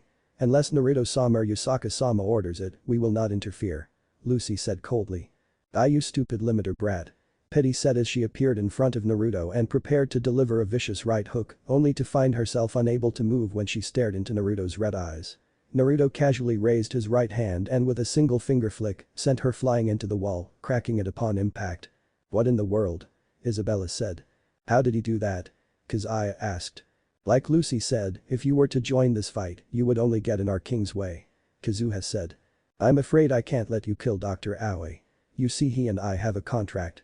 And my pride as a devil won't allow that contract to be terminated prematurely by some Pandoras who should be in a mental institute. Naruto said as he loosened the collar of his shirt. Devil contract? What the hell are you talking about? I'm going to turn you into a beautiful corpse. Isabella said as she blasted Naruto with a beam from her plasma weapon, only to have Naruto activate his Rinnegan and absorb the energy. What the hell are you? Petty asked. I am Naruto Gremory. An ultimate class devil from the House of Gremory. Naruto said as he flared his devil wings out. Naruto-san is a devil. And what were you two talking about Naruto-san being a king? As in royalty? Elizabeth asked. He is technically royalty in devil blood, but devils have something called the evil pieces that allows him to revive other species as devils. They are represented by chess pieces. Naruto is the king, Yusaka is the queen, I am the knight, and Lucy is the bishop. It was how I was brought back to life after the 8th Nova clash. Kazuha explained. Stop fucking with us. Petty shouted as she charged once more only for Naruto to sidestep and break her arm before flipping in the air and delivering a devastating dropkick to her back. He stepped on her back to keep her in place as his hand held onto her head. Now then, I want information and seeing as you are the leader, you would know everything or at least most of it. Naruto said as he used his Rinnegan to extract Petty's soul, her body becoming lifeless. Interesting. Dr. Aoi will want to know this. Anyway, I have what I want. It is time for you girls to disappear. Naruto said as he simply stared at them, summoning black flames to burn their bodies. Well then, now that the problem has been dealt with, let's get back to partying. Naruto cheered. Naruto woke up as the morning sun streamed through the blind of the room. Mentally cursing the sun and reminding himself to get blinds that wouldn't allow any light to pass through, he tried to return back to his peaceful slumber, pulling the body in his arms as close as possible. He smiled as he took in the mop of purple hair that was snuggled into the crook of his neck, its owner using his shoulder as his pillow. Mia had a serene smile on her face as her light, slow breathing indicated that she was still asleep. Her hot breaths on his neck had a calming effect on Naruto, and before too long he fell back into a dreamless sleep. Morning Naruto-kun. Naruto heard a voice say as he slowly started to wake up. He brought up his only free hand to rub the sleep out of his eyes and registered that Mia had greeted him good morning and was now awake. She was looking up at him with eyes full of love and possibly a slight hint of lust. Morning Mia-chan. I trust you had a good sleep. Naruto said as he ran his hands through her hair, Mia leaning closer to his chest, their bodies melding as close as possible. Of course I did. With my Ashikabi-sama with me I will always be able to have a good rest. Do you have anything to do today? Mia asked as she stroked his cheek, Naruto placing a hand over hers as her other hand traced his well-defined torso. Well, aside from doing the usual updates with the pawns, I just need to see how Issei is settling in as a devil and deal with the rogue fallen. Would you like to join me in dealing with the fallen today? Naruto said. You know how long it has been since I last used my sword Naruto-kun. You spoil me so much. Mia said while covering her mouth and giggling. Well you can have your fun but do try to refrain from killing them. Naruto said while Mia pouted at this. Woo, Naruto-kun you spoil sport. That means that I can't play with them as much. Besides they are only weak fallen with a pair of wings each. Mia said. You know you sure changed since I first met you. What happened to my sweet little Mia-chan who was unwilling to raise her blade? Naruto joked. Well if it's for the sake of my king then I am willing to do anything. After all, my Ashikabi-sama owns me, body, mind and soul. Since we have some time, why don't we have a little fun? Mia said as she moved to straddle Naruto's waist. As much as I would love to continue our activities from last night, you will have to be satisfied with what we have already done for now, since I need to go check up with the pawns, or have you not noticed how late it is? Naruto said as he moved Mia off him, earning a pout from the purple-haired woman. Naruto-kun you know it is not nice to reject a lady's advances like that. Mia said. Whatever you say Mia. I'll see you later after I'm done with the meeting. We can go and do whatever you feel like doing. Just think of something. After that we need to check up on Issei then you can have your fun with the fallen angels. Naruto said as he put on a pair of slacks and a t-shirt before walking away to the command center where he contacted all his pawns to get status updates on their tasks. So all the most of the longiness have been accounted for. The angels have the Zenith Tempest in the hands of the strongest exorcist, Dulio. The devils now have the boosted gear through Issei and also the Regulus Nemia, which is a pawn in Saraerd Bale's peerage. I still don't understand how that is possible. The spirit within the sacred gear should not be able to exist outside the gear, yet Saraerd was able to do it. The fallen have the divine dividing through the half-devil descendant of Lucifer and also the Canis Lycaean in the hands of Dog. Annihilation Maker, True Longinus and Dimension Lost are currently with the hero faction. Walburga has the Incinerate Anthem. Valerie Teeps has the Sephiroth Growl. The Telos Karma and Innovate Clear is unaccounted for and the Absolute Demise user is with the Magicians. Naruto mused as he watched the map for the locations of the current active Longinus. The Sephiroth Growl is not a high-tier Longinus but is a holy relic. Why does Rizavim have a particular interest in that sacred gear? Besides, his own grandson has divine dividing. What is your goal Rizavim? You do things out of your own twisted sense of fun. You would never act unless it interested you. You were even willing to kill your own son and his wife after getting them to abandon Vali. What has got you so interested? You definitely don't want your Lucifer seat back. No, this is definitely something bigger because you aren't cooperating with the other descendants. In fact, your group seems oddly more separate to the rest in the Cows Brigade. Not like they were very coherent in the first place. Naruto said as he reviewed the information Kakashi had gotten from his informants. This is getting troublesome and according to my underworld informants, Riser is trying to push the wedding date earlier. I wonder, what will Surziches do? The nun that Rainer called for is coming to town today. I think it might be a good idea to show what she is capable of. Naruto said to himself before getting up from his seat. He put on his mask and cloak and disappeared in a black vortex towards the energy signature of the nun that had just arrived into the city. Oddly enough, she was quite near to where Issei was. He arrived on a telephone pole overlooking the city near the location of the nun and was pleasantly surprised to see Issei helping the nun out. He narrowed his eyes when he saw the nun heal an injured little boy with her sacred gear. He took note of the abilities and look of the sacred gear and concluded that it was indeed twilight healing. Although even Naruto had to admit that she was a really pure soul. She even had an affinity towards dragons. So it seems that the fallen angels want to take her sacred gear for themselves. Oh well. All the more reason for me to eliminate them now that Issei has helped me confirm their independence. Although Azazel is terrible at making sure his people stay in line. Naruto said to himself. He smiled when he saw how Issei befriended the nun despite them being from opposite sides. He had always preached to Issei that one's birth is not important but what is important is how they choose to live their lives. He decided to approach his student and talk to him before he went to school, making sure that no one was tailing them. So Issei, I see you made a new friend. Naruto said as he suddenly appeared before Issei in a black vortex. Sensei. Issei shouted in surprise and immediately went into a defensive posture. It seems you have kept in mind all the lessons I taught you. Naruto said with a chuckle as Issei relaxed his stance. Of course. I don't want to disappoint you, Sensei. Sensei, about that nun. Issei trailed looking at Naruto, his facial expression conveying the unasked question. Yes. She is indeed an exiled nun and the fallen angel intend to use her for her sacred gear. How exactly I do not know. But I will find out later tonight when I get rid of those uninvited crows. Naruto said. I see. I just hope Asia is okay. Issei commented. Concerned about your new friend already? I thought I told you to be more careful about who you trust. Naruto said. Yeah, it's just that Asia seems too nice and innocent. It's like she can't even be evil if she tried. Issei commented.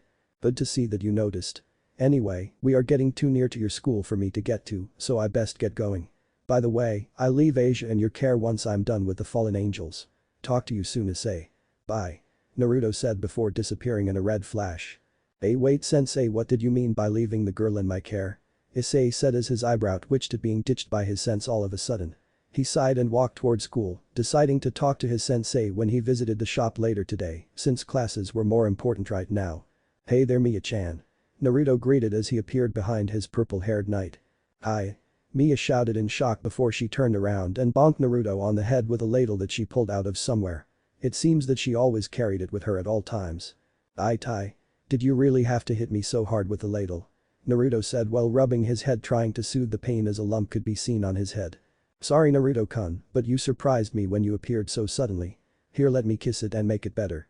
Mia said as she pulled Naruto in for a hug, laying his head in her bosom and kissing the spot where she hit him. But I like seeing your reaction. It's cute. Naruto said only to get bonked on the head one more time by Mia. Ooh, Naruto-kun, it's not nice to say such things about my unladylike behavior. Mia said with a pout. Tai. I was supposed to be healed, but instead I just received more damage. Naruto said with anime tears. There you little baby. It's all better now. Mia said as she hugged Naruto again. Well, have you thought of what you want to do today, Mia? Naruto asked. And how about we go for a stroll, then have a picnic at the forest and hillside overlooking Kuo Town, then we can go clean up the fallen angels before having a nice supper at the new 24-hour cafe. Mia suggested after some thinking, a finger on her chin as she debated internally on what she felt like doing. Let's get going then, shall we? Let me go get freshened up and you can prepare the picnic basket. Naruto said as he gave Mia a kiss, causing her wings to erupt from her back before leaving for his own room to get ready for the day. Mia waited for Naruto at the doorway with the picnic basket in hand. She looked at the time and saw that it was almost the afternoon. She was dressed in her usual clothes like a Maiko priestess with a white top and purple hakama pants. Naruto came down wearing a simple white shirt that had the sleeves folded up so that they stopped before his elbows and the top two buttons were undone. He wore simple black dress pants and shoes. He extended an arm that Mia accepted, wrapping it between her bosom as she leaned her head against his shoulder. The two walked out of the house in comfortable silence towards the outskirts of Kuo town for their private time, Naruto making sure to leave behind a few clones to handle matters. With Mia and Naruto. After setting out the mat under the shade of a tree that gave them a good vantage point, Naruto settled himself down, his back leaned up against a tree, and Mia took her spot between his legs. Naruto wrapped his arms around her waist, pulling her close and humming in contentment. They stayed like that in comfortable silence for a long time, both just enjoying being in the company of the other. Noticing that Mia's extremely relaxed state, Naruto gained a devious smirk as he decided to get back at Mia for all her constant teasing. He gave a slow sensual lick to her ear before nibbling on her earlobe. Then he went to suck on the sensitive flesh at the juncture of her neck and collarbone, earning a gasp from his purple-haired knight. "Ah, Naruto-kun, what are you doing?" Mia squeaked out as her breathing started to become ragged. "I'm just having a little fun with you, Mia-chan," Naruto said in a sing-song voice as he continued to suck on her sensitive flesh, his arms trapping hers, preventing any escape as Mia continued to squirm in his grip. "Ooh, Naruto-kun, please stop teasing me like this if you don't intend to go any further." Mia breathed out as her face was completely red. "Oh my, what is this? The normally prude Mia-chan wants me to go further. You used to be so against such behavior if what Matsu told me is correct," Naruto said as he stopped teasing Mia, spinning her around so that she now straddled him, her body pressed close to his. He rested his head against her shoulder as he could still hear her slightly frazzled breathing while she was still calming herself down from the teasing. "Fufu, it isn't my fault that my king couldn't keep his beastly urges in check despite having so many partners that he managed to corrupt me like this. Although if I had known that having fun with my destined one was so meaningful and pleasurable, I might have been more lenient to the others. Of course that one time Minato walked in on us was hilarious," Mia said as she finally calmed down. "The kid was so naive. I still don't understand how he managed to get so many Sekirei, even a few single digits too," Naruto said. "Well, it could have been just luck or his soul might have been special. Although I always wondered how you managed to wing me yet did not attract any other Sekirei. If you were strong enough to wing me then every other Sekirei should have naturally gravitated towards you," Mia said. "Well, my theory for that is the Sekirei's destined ones have a certain soul quality that attracts them to each other. The way to subvert this is to have a stronger soul. In my case your reaction to me would be because of our natural compatibility, while everyone else would merely have become my Sekirei due to my power levels. But to stop it I just made myself undetectable to the other Sekirei after I winged you. Also I used your connection to the others as their pillar to eliminate the possibility of winging me. If you recall, that was how we unwinged the Sekirei who did not manage to find their Ashibaki and rewrote their souls to their base state so that they were essentially unaffected by the forced winging," Naruto said. "Did that come on the spot or was that after research? Because while I am not doubtful of your smarts, you are rarely coming up with such complex theories outside of research topics or battle," Mia said as Naruto had an tears and a rain cloud over his head. "Mia-chan, why do you have so little faith in me? Anyway, that theory was after researching using our bond through both the evil pieces and the regular Sekirei Ashikabi bond after you told me how Sekirei could be forcibly winged. And you know the last part is true because that was how we saved all the Sekirei," Naruto said. "I know. I was just kidding. You are the most amazing and important person to me, Naruto-kun. And I still can't thank you enough for all that you did for the Sekirei race, including that anti-forced winging array," Mia said as she leaned her head against Naruto's chest, his heartbeat having a calming effect on her. "Of course, Mia. I made a promise to help you and I always keep my promises, especially to my precious people," Naruto said as he and Mia kissed, her purple wings flaring out from her back as Naruto quickly put up an illusion to prevent the energy surge from being detected just in case any of his disguising arrays failed. At the same time, Issei and clone Naruto. "Hey there sensei, sorry I haven't been able to check in with you the last 2 weeks. It's just that I've been really busy with all this devil stuff," Issei said. "Yeah, no problem. I expected it anyway. How are you adjusting to this devil stuff anyway?" Naruto asked. "It's alright, I guess. Handing flyers was really boring, but doing requests is really fun, although some of mine have been really weird," Issei said with a shudder. "So how did you convince Riaz to add you to her peerage?" Naruto asked. "Well, it wasn't hard once when I showed her that I was the Red Dragon Emperor. Although she did ask for a spar with her servants.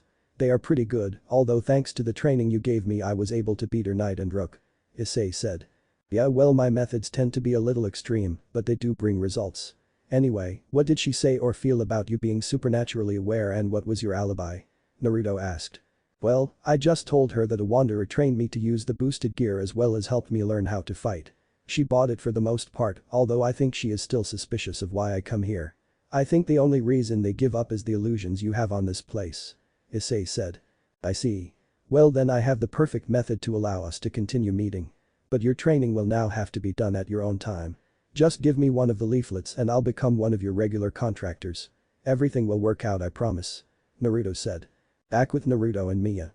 After the pair broke apart, they decided it was time to enjoy the picnic food that Mia had brought and they took turns feeding each other and enjoying themselves. They discussed random matters such as how Mia was finding her life in Kuo and what she thought of this town and his little sister, while she talked about the things that were currently troubling him, such as the Cows Brigade and also other matters like Ria's impending official engagement to Riser. Once they were done, Naruto flashed them back home so that they could prepare to go to deal with the fallen angels. Of course the rest of Naruto's women pouted at Mia, getting to go have some fun with the exception of Kazuha, since she didn't want to risk the child in battle. He told them that it was just Mia's luck that he needed to deal with the fallen angels today and promised to make it up to them with anything they wanted. Naruto immediately regretted this decision as he saw the devious glint in the eyes of many of his mates. So how are we doing this, Naruto-kun? Mia asked. She and Naruto had gotten a vantage point overlooking the church. Naruto was dressed in his usual black cloak with red clouds and also mask, while Mia was wearing the uniform that she wore during her time at MBI without the Haori. The Gremory clan symbol at the back was removed to prevent anyone from linking their actions back and figuring out Naruto's identity. We are just waiting for the fallen angels to return and then we will be good to go. You can have your fun with the fallen angels and whatever exorcists are in there with them. Heck, you can go on a rampage for all I care. Just try and keep the fallen alive. I'll take care of Asia unless of course you would rather me fight. Naruto said. As much as I would love to see you pick apart these weaklings, I think it might be better for you to handle Asia Argento than me. Speaking of which, have you noticed the other presence lurking near the church? Mia said. That is debatable, but yes. That same presence has been shadowing Asia since she first arrived. Diodora Astaroth, I believe. Same house Ajuka was from. That brat is going to end up causing a war if anyone finds out what he has been doing. People think that he has been getting excommunicated nuns, but in fact he is the one that gets them excommunicated. Heaven would be throwing a fit if they ever found out what the kid has been up to. How he is even part of the same house as Ajuka is a wonder to me. Anyway, it seems he left already. Naruto replied. The fallen angels have returned. Mia commented. Well then let's get to work. Naruto said. As he and Mia jumped down from their vantage point. They approached the doors of the church and proceeded to kick it open, gaining shocked looks from the fallen angels. Who the hell are you? Rainer asked. My, that isn't a nice greeting, fallen angel-san. After all, you are here in Devil's territory without proper permission and going against your leader's orders. You have been running on borrowed time and guess what? The clock has run out and I am here to collect. Naruto said in a sickly sweet voice as his singular red eye sent chills down their spine. You don't even have any aura about you. The woman over there though feels strong. Incredibly strong. And she is a devil too. Tell me, are you a stray? One of the fallen angels, a man in a trench coat wearing a fedora, asked. My allegiance is none of your business, fallen angel. Mia said, her stance still lax. My name is Donaseek and since you don't seem to be allied to any house, that means that I can fight you and kill you without repercussion. Donaseek said as he created a light spear and charged at Mia. Mia, make an example of him. Naruto said simply, not liking such people who only live to fight and kill.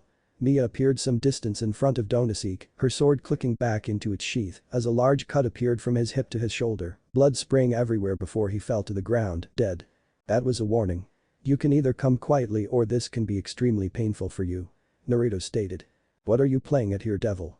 Rainer questioned. Simple, you are playing in turf that is not yours and toying with the lives of others. Is that not right? Do you not intend to extract Asia Argento's sacred gear? Naruto stated. And so what? That power will be a great benefit to us. And once we have it, Azazel will acknowledge us. And no devil will be a threat to us. Rainer said. And what of Asia's life? The sacred gear is bounded to her soul and removing it would cause her death. Naruto asked. What about it?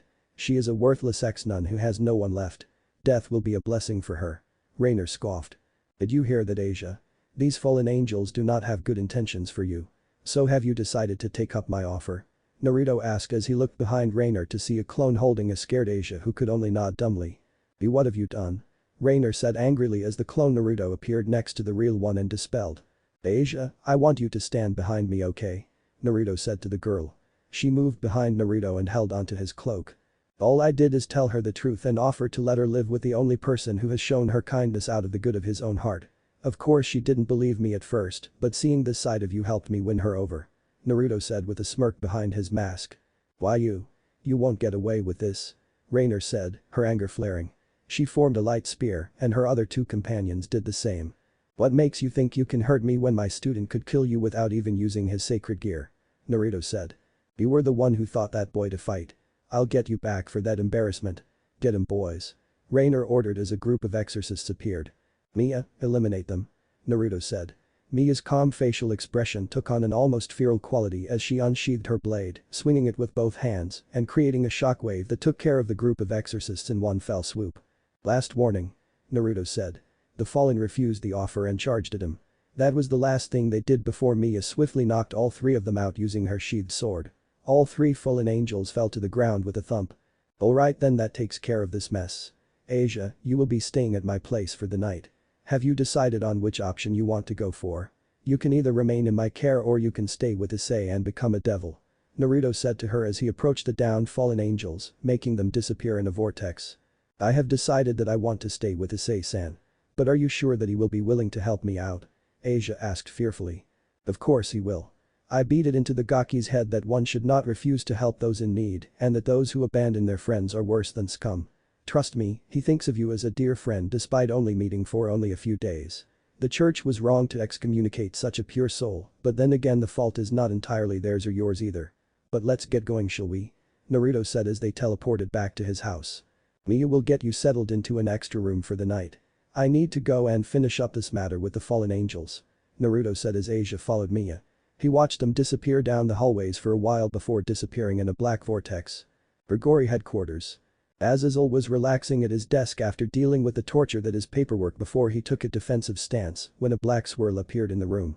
He could feel the power coming from the devil in front of him and it was massive.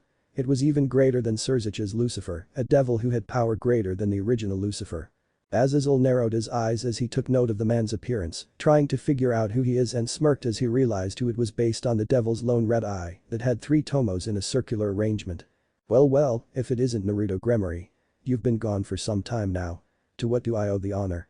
And I have to admit, you must have gotten stronger in your absence because last I heard you were on par with Surzich's and Ajuka using your time-space magic. Azazel said. As expected of the fallen angel governor. You are as smart as they say you are. I'm here to return your wayward subordinates to you. Naruto said as a black swirl appeared in the room and from it emerged the 3 still unconscious fallen angels.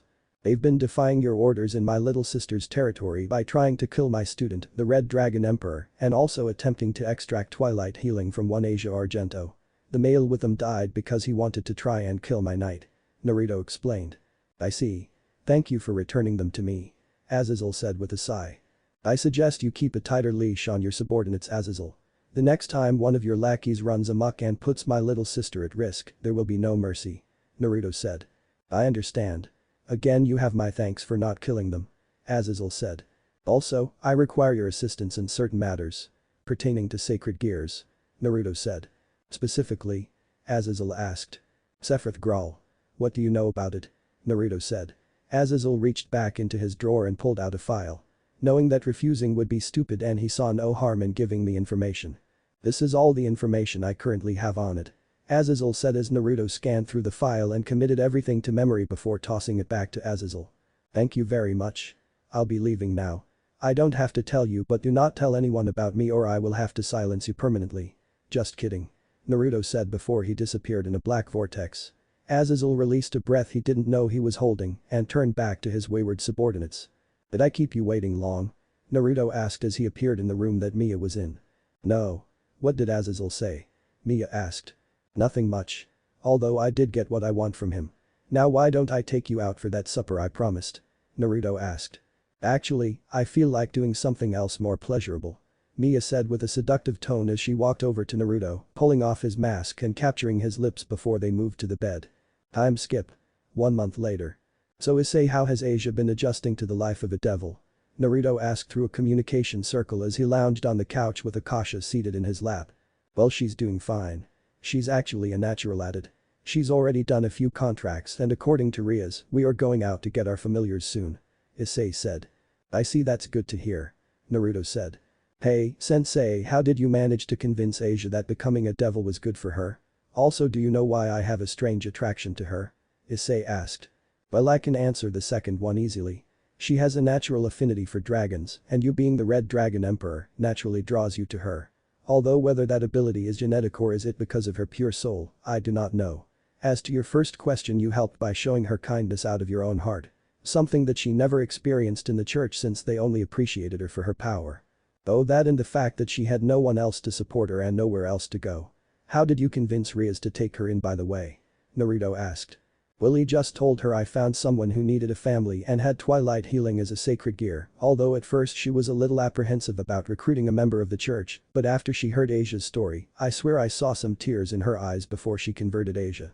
Are all Grimoires that sentimental? Issei said. Well, maybe. I know my elder brother Surziches is a total siscon now, but that might have been my fault because he fears that Riaz might just up and leave like I did. Anyway, what is this I sense in your voice? Are you falling for my little sister? Naruto said, his voice taking on a sickeningly sweet quality to it. Well, you see, Issei stuttered. It's alright, I don't really mind. Besides, you're leagues better than that stupid Phoenix kid that she is supposed to marry. And unlike the bigoted devils, you see my little sister for who she is, not the title she carries. So if you two decide to pursue a relationship, then I approve. Of course, if you do go into a relationship with her and you end up hurting her, well, I'll leave it to your imagination, Issei. Naruto said before he stopped the communication spell. He shifted his focus back to the vampiress that was currently seated in his lap, wrapping his arms around her waist. Sorry about that, Akasha-chan. I needed to check up on my student and his charge. Naruto said as he leaned his head against her shoulder. It's alright. You are making sure that your sister is taken care of. By the way, do you know when the engagement party is? Akasha asked out of curiosity as she ground her supple rear against Naruto's crotch, earning a groan from him. If my sources are correct, it is in 2 months' time, so that means Riser will probably be coming in a month and a half to get my sister. Naruto said as he continued to groan from the feeling of Akasha's ass grinding against his crotch. He decided to pay her back and nibbled on her ear, causing his pink-haired rook to let out a sharp breath. Smirking, he went further by going for the sensitive flesh on her neck, causing her to moan and grind harder against his crotch. Deciding that it was enough fun for now, Naruto removed Akasha from his lap and placed her next to him, pulling her close while she pouted from being removed from her favorite spot. Naruto-kun, why did you stop? I was having fun and we could have done so much more. Akasha said seductively. As much as I love doing such things with you, we should be getting ready to go out if we don't want to lose our reservation. Naruto said. I guess you are right. But before we go, could I have a drink? Akasha asked. Of course, my dear. Anytime you want. Naruto said as he moved his neck to the side to allow her to drink. Akasha sunk her teeth into Naruto's neck and started to drink his blood, letting out a moan as the power in his blood was intoxicating to her. Once she was done feeding, she let go and gave the bite marks a lick, causing Naruto to shudder. Well then, shall we go get ready then, my king? Akasha said as she untangled herself from Naruto. Of course, my pink-haired vampiress. Naruto said as the two walked to the bathroom to get ready for their private time. They took a bath together, helping to wash each other's back and hair. Akasha was dressed in a following formal red gown with white lining, while Naruto was dressed in a grey shirt with a blue vest over top and black pants. Shall we, my dear? Naruto said as he linked his arms with Akasha. Of course, my king. Akasha said as the two stepped out and headed off for their fancy dinner at the pier. I hope that this dinner satisfies you, my dear. Naruto said as he poured some red wine for Akasha. Of course, Naruto-kun. As long as I get to spend time with you, that is all that matters. But nothing will compare to your blood though. Akasha said. I remember when you were still so apprehensive about drinking my blood and now you ask for at least one drink every day. If I wasn't a devil I might have died by now. Naruto joked. I can't help it if Naruto-kun's blood tastes so good and is so intoxicating to me. Akasha said with a pout. It's alright, I know I'm irresistible. Naruto said with a smirk, only to get bonked on the head by Akasha. Don't get so full of yourself, Naruto-kun. Akasha chided. You know, I wonder, how come you found my blood particularly addictive? You used to be so suspicious of me when we first met. Then after I helped you with defeating Alucard, you still didn't like me. But then you slowly started warming up to me, asking to drink my blood more often, becoming bolder and more open with your affections. Naruto said. Well, I guess it was because you were so powerful that I couldn't help but want to submit and become your mate after you first offered me your blood. But my pride wouldn't allow me to just give myself to some random man I just met. That's why I was so hostile and was so aggressive, because I was very frustrated due to my torn feelings. As to your blood being so addictive to me, I guess it's because you are my mate, so I will always desire you, everything about you. Akasha said, the last part being particularly suggestive. Well then, shall I entertain your desires, my dear? Naruto said as he paid for the meal and grabbed Akasha's arm and led her out the restaurant. I can't wait, my king. Akasha said as they shared a passionate kiss under the moonlight. I will make sure your body remembers my touch and have you yearning for more soon enough, my beloved vampiress. Naruto said in a low growl before kissing Akasha once more, teleporting them back to the house so that they could enjoy each other's bodies. I'm Skip. Next day. Are you ready to head out yet, Tia-chan? Naruto asked as he waited outside her room. Just give me a few more minutes. Tiamat said from inside the room. We are going to be late for the movie if you don't hurry up. Naruto grumbled. I'm ready. Now let's get going. Tiamat said as she opened the door and trapped Naruto's arm between her breasts before proceeding to drag him away towards the cinema. Naruto managed to say a quick goodbye to the rest of his harem before they were out of the house, where the two started walking at a much more sedate pace. I still don't get what the big deal that this movie is about anyway. I mean, yeah, it was based around some book that sells what, but what on earth was so appealing that as soon as they announced the screening dates that you wanted me to take you there on the earliest possible date? Naruto asked as he and Tiamat made their way towards the Kuo cinema. That is a surprise. But wow, look at the crowd here. Tiamat commented as she saw the large line forming at the cinema. I bought tickets already so we won't have to wait in line. Naruto said. That's great. You really are the best master ever, Naruto-sama. Tiamat cheered out. Naruto had a tick mark on his head. Well, he was more than willing to indulge Tiamat in her submissive desires in private. Her behavior in public, especially with regards to their relationship, often got him unwanted attention. Naruto got the feeling that she was starting to do this on purpose just to annoy him. He smirked when she yelped and jumped a little after he discreetly pinched her ass. It seems that my little slave has forgotten what I told her about acting in public. I will have to teach her a lesson later on. Naruto whispered huskily in her ear, causing Tiamat to gain a rosy blush on her cheeks and rub her thighs together. Naruto pulled away from her ear and smirked when he saw that he had gotten her excited. But we should carry on. Don't want to be late for that movie after all. Naruto said as he pulled Tiamat along, who was now groaning about mean masters and unfulfilled fantasies of being screwed in public. Who knew Tiamat was a closet exhibitionist in addition to a closet masochist? Maybe it was behavior she showed only to Naruto. After the movie. I can't believe I just saw what was essentially porn. Naruto groaned out as he and Tiamat went to a nearby cafe to grab a bite to eat. They ordered their food and sat down in a nice secluded corner while Naruto kept complaining about the movie he just saw. Moo. Naruto-sama. That was not porn. It was a masterfully crafted work of erotic romance. Tiamat said as her eyes held an unusual sparkle and her grin was a mile wide. At least you enjoyed it, Tia-chan. Naruto said as the waiter brought their food over. They ate their food in silence, and Tiamat spoke up once more as they were having their dessert. But you know, that movie was useful. Tiamat said with a seductive smile. In what way is a pseudo-porno useful and enriching to our lives? Naruto asked with a raised eyebrow. Tiamat smirked and got up from her seat before plopping down onto Naruto's lap, curling her body so that she could lean her head on the crook of his neck, her breath against his ear causing him to shudder a little. Well, for starters, it could be used as some good reference material for our private time. Maybe a new fantasy we could act out. Like the student teacher or naughty nurse we did some time back. You enjoyed those, didn't you? Maybe we can act out an office fantasy. I can play the bad secretary that needs to be taught a lesson by her bossum. Tiamat said, and Naruto had a nosebleed as he recalled those times as well as started imagining the new fantasy. Tiamat pulled away and returned to her seat. Humming in delight as she waited for Naruto's mind to reboot. Alright, let's not get sidetracked anymore. We have some things that we need to do before we head home. Naruto said as he chugged down the rest of his milkshake before getting up and stretching his body. You mean stalking your little sister? Tiamat asked. I'm just watching over her. I can't help but be anxious though. Will she even accept my offer of training? I mean, in a worst case scenario I can just hand a weapon specifically designed to beat a phoenix and be done with it, Naruto mused. But that would draw a lot of flack for not only Issei but also Rias, and it would also draw attention to you indirectly. Tiamat countered. Yeah. It would be problematic if they suddenly got that weapon from someone. But honestly, some devils are way too over-reliant on their inherited abilities. I mean, once you counter their specific talents they become sitting ducks. I have to say though, the current Belair interests me. Naruto said. You mean the one who trained himself to the ground to get as strong as he is now, despite not inheriting the power of destruction? Tiamat asked. Yes. I wonder what would happen if he and Guy were to meet. Naruto mused while Tiamat paled at the thought. Please tell me you are not going to let Guy convert him into a jumpsuit-wearing maniac who screams about youth all the time. Tiamat said. Of course not, but having another 8 gates user is handy as a precaution. You never know when you might need to rely on purely hand-to-hand combat skills alone. I don't need to be taught that lesson twice. Naruto said as he looked at the time and saw that it was already almost 7 p.m. That's why you built that ludicrous monstrosity that you call a weapon. Tiamat deadpanned. Hey, Maelstrom is an awesome weapon. Naruto retorted. It took you half a year to design that damn BFS that transforms into an even bigger scythe. And for some odd reason you had to add guns and a rifle function. And then you decide to just use it as an oversized ornament in the house. Tiamat deadpanned. Yeah. Mock me all you want.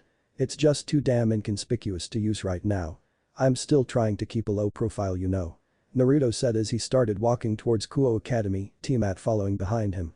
If someone didn't know you well enough they would think that you were overcompensating for something. Honestly, all your techniques have gotten flashier.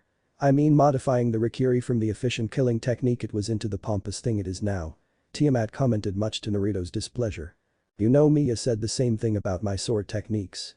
And most of the changes to my sword fighting are because of her. I mean, who wouldn't feel insignificant when compared to someone who could destroy a battleship in one swing?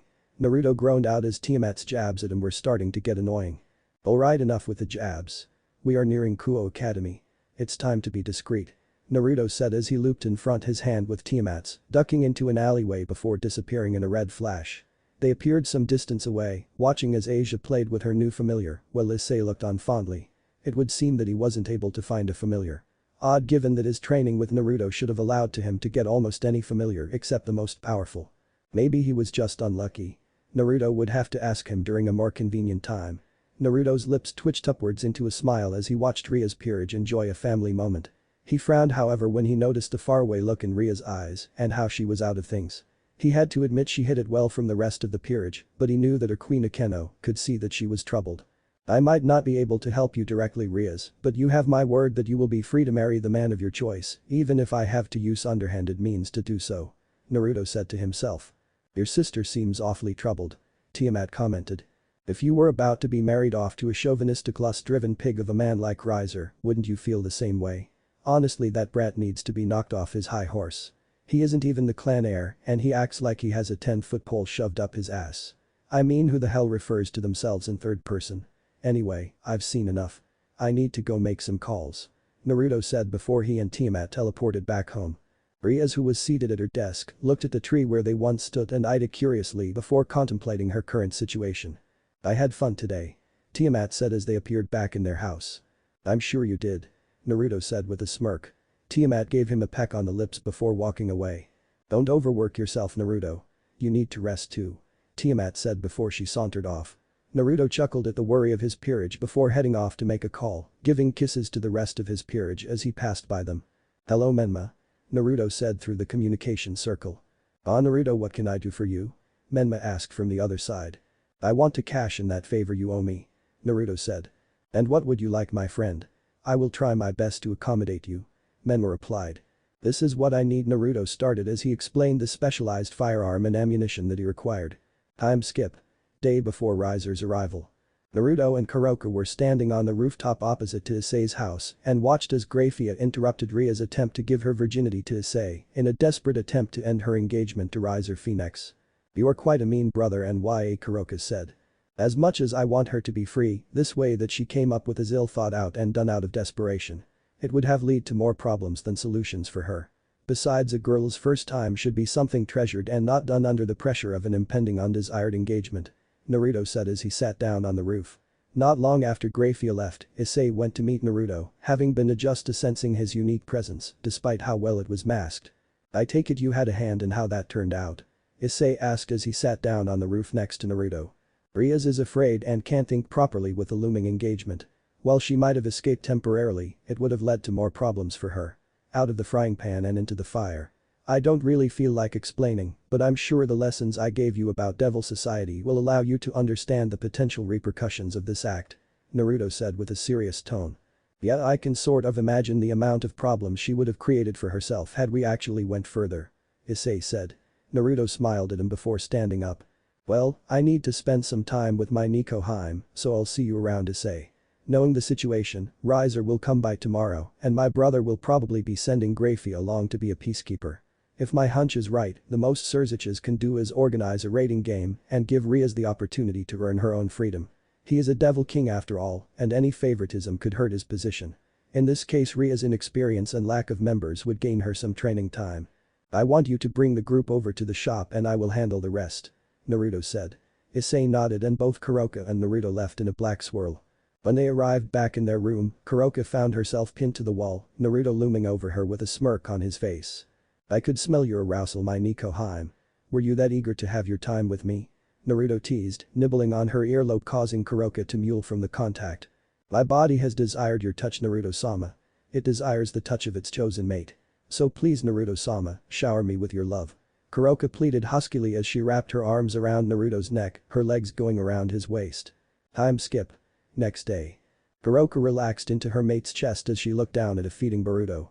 She smiled and cooed her child as he continued to feed.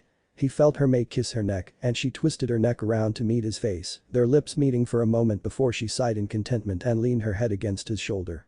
I take it you like relaxing like this? Naruto said as he wrapped his arms around Kuroka, smiling down at his hybrid son as the child finished feeding. Boruto has a very healthy appetite. Kuroka commented before getting up to get Boruto to burp. Once that was done and she had rocked the baby to sleep, she returned to her spot between Naruto's legs. She leaned back and rested her head against his shoulder, relishing the feeling of being close to her mate as she felt his arms wrap possessively around her. You know Boruto is going to be quite the handsome devil when he grows up. And a powerful one too. Naruto commented. MHMM. Words cannot express how grateful I am for giving me this feeling. Never in my days would I have thought that I would be able to give birth to a son. Male nekashus are rare after all. And after that debacle with my former master, I had resigned all hope of ever finding a mate. But then you saved me that day. Kuroka said as she smiled lovingly at Naruto. That is in the past. But you know when Boruto grows up he's going to be quite the lady killer. I'll bet that many of them will be throwing themselves at him at the earliest possible age. Naruto commented only for Kuroka to let out a feral hiss. No. He is not going to become some man-horror playboy. I will not let any hussies sink their claws into my baby boy. Kuroka hissed out. Naruto chuckled and kissed her cheek. He found it funny whenever Kuroka was being all protective of Boruto. As much as I enjoy seeing you like this, it's about time we returned back home. The meeting that Rias is having with Riser is about to start and they should be moving to the option of a rating game soon. Naruto said as he stood up. Kuroka nodded and stood up as well, making sure not to wake up the sleeping Boruto. Naruto helped to dust off her kimono. Kuroka's style had changed greatly since she gave birth to Boruto. She wasn't parading her body as much since her body was for her mate's eyes alone and had taken to wearing more conservative battle kimonos. The two walked in silence back towards their home so that Naruto had enough time to prepare things for Rias and her peerage. At the same time at the orc. For the last time, Riser. I will not marry you. Rias said as she got up from the couch. Riser represents the house of Phoenix. Riser will not have his house dishonored. I will drag you back to the underworld even if I have to burn your servants. Riser said as both devils started to flare their aura. They stopped when the temperature of the room dropped. Lord Riser, Lady Rias, I am here on behalf of Surziches, and I will not allow any fighting on the honor of my master. Graphia said calmly. If it was ordered by the strongest queen even Riser must concur. Riser said. Surziches foresaw communications would break down and offered an alternative. Graphia said. Care to be more specific? Rias asked. Should Lady Rias still wish to go against the wishes of her house, then she has the option of settling this matter via a rating game. Graphia said. A rating game? Just how far do they intend to mess with my life? Rias gritted out. Does that mean that you are refusing this option? Graphia asked. No, I will take it. This is the chance for me to finally have freedom in my life. Rias said. I will entertain my inexperienced bride in a rating game then. Riser boasted. Now that's not fair. He knows only mature devils are allowed to participate, so it's not like she has been given a chance. Akeno said. Yeah, but I get the feeling that it gets worse. Issei said with a frown. I must ask Rias, is this all of your pieces? Riser said as he eyed Akeno and Asia with lust, causing Akeno to glare at him and Asia to hide behind Issei. And so what if they are? Rias said, glaring holes at her supposed fiancé. Well, I must say you are completely outmatched. Because Riser has a full set. Riser said as a circle appeared behind them and his peerage appeared. Wow, he has 15 beauties in his peerage. I'll admit that is something. Issei commented as he took note of Riser's peerage, assessing their threat level. Using the mask of a pervert as a cover just like Naruto had taught him. Rias, what is up with your servant? He is eyeing me oddly. Riser said pointing to Issei. He says that his dream is to get a harem, but this the first time I've seen him act like this in 6 months. Ria said. Well then boy, feast your eyes on this because you will never be able to do this. You balloona. Riser said. Riser's queen stepped forward and Riser cupped her chin before pulling her in for a kiss complete with tongue. He then started to grope her breast, much to the disgust of the people in the room. You disgusting man. Not only do you have the gall of acting that way in the presence of the woman you are supposed to marry, but you also have your sister in your damn harem. How messed up is that? Issei said, gesturing to the girl that had blonde hair and 2 drill ponytails. How dare you speak to me like that, you low-class devil? Riser said angrily. Why don't you come and make me shut up? You stupid flaming chicken. We don't need to wait for the rating game. I'll beat you here and now. Issei declared as he summoned his boosted gear. Mira. Riser ordered. His pawn appeared in front of Issei, who had a relaxed stance, his guard supposedly relaxed. She swung her staff at him and was surprised when he surged forward and stopped her swing by grabbing her arm. He stared at her with an unnerving blank look on his face. Oniti Kopin. Issei said before flicking her head and sending her flying back to her peerage. Everyone watched with wide eyes except for Grafia, who had an analytical eye on Issei's fighting because it seemed oddly familiar. This isn't the end of it. We will settle this at the rating game and you had better enjoy your remaining days of freedom. Riser said before teleporting away. I believe that it would be fair to give you a handicap due to lack of members and experience, so you will be given 2 weeks to train. Securite, if I might ask, who trained you to fight? Grafia said. Well, he lives in Kuo town and he actually owns the candy store called Whirlpool Sweets. He said he used to work as a mercenary for the supernatural by the name of Naruto Uzumaki. Issei said. That is interesting to note. I suggest you seek him out for your training, Lady Rias. Best of luck with the rating game. I need to inform Surziches and the families about the upcoming rating game. Grafia said before she teleported out of the room. Issei, why is it you never mentioned that the person who trained you resides in this town? What if he was a threat to us? Rias questioned. Well, it never came up and don't worry, he retired a long time ago. In his words, I might be retired, but I'd be damned if I let one of the most powerful weapons that have the capability to kill gods be left in the hands of some greenhorn who thinks with his tool between his legs. At least that was what he said when he took me in. Issei said. Can you take us to him and convince him to train us? Rias asked hopefully. If whoever trained Issei could make him as strong as he was now in the span of a few months, he might be able to work on the great potential of her peerage in the 2 weeks they had. I can take you there, but you need to be the one to ask him. Just be honest and he will be more than willing to help. Issei said. Rias just sighed and they agreed to visit the shop tomorrow. Time skip next day, Whirlpool Sweets. Hi there, welcome to Whirlpool Sweets, what can I get you kids? Oh hey Issei. What can I get for one of my best customers and his buddies? Naruto in disguise asked as he saw Rias and her peerage walk in. He had transformed into a blonde-haired middle-aged man and was wearing a hat over his head together with a black haori over his short dark green kimono and pants. They want your help, old man. Issei said, only to be bonked by Naruto, who appeared next to him with a fan. Now that is not the way to address people. Naruto chided while everyone's thoughts were on how fast he was. Let's cut to the chase. We know you are aware that we are devils and we need your help. Rias said. Oh my. I don't know what Issei has told you, but these days I am a simple candy shop owner who wants to earn a decent living and enjoy his peace and quiet. Naruto said.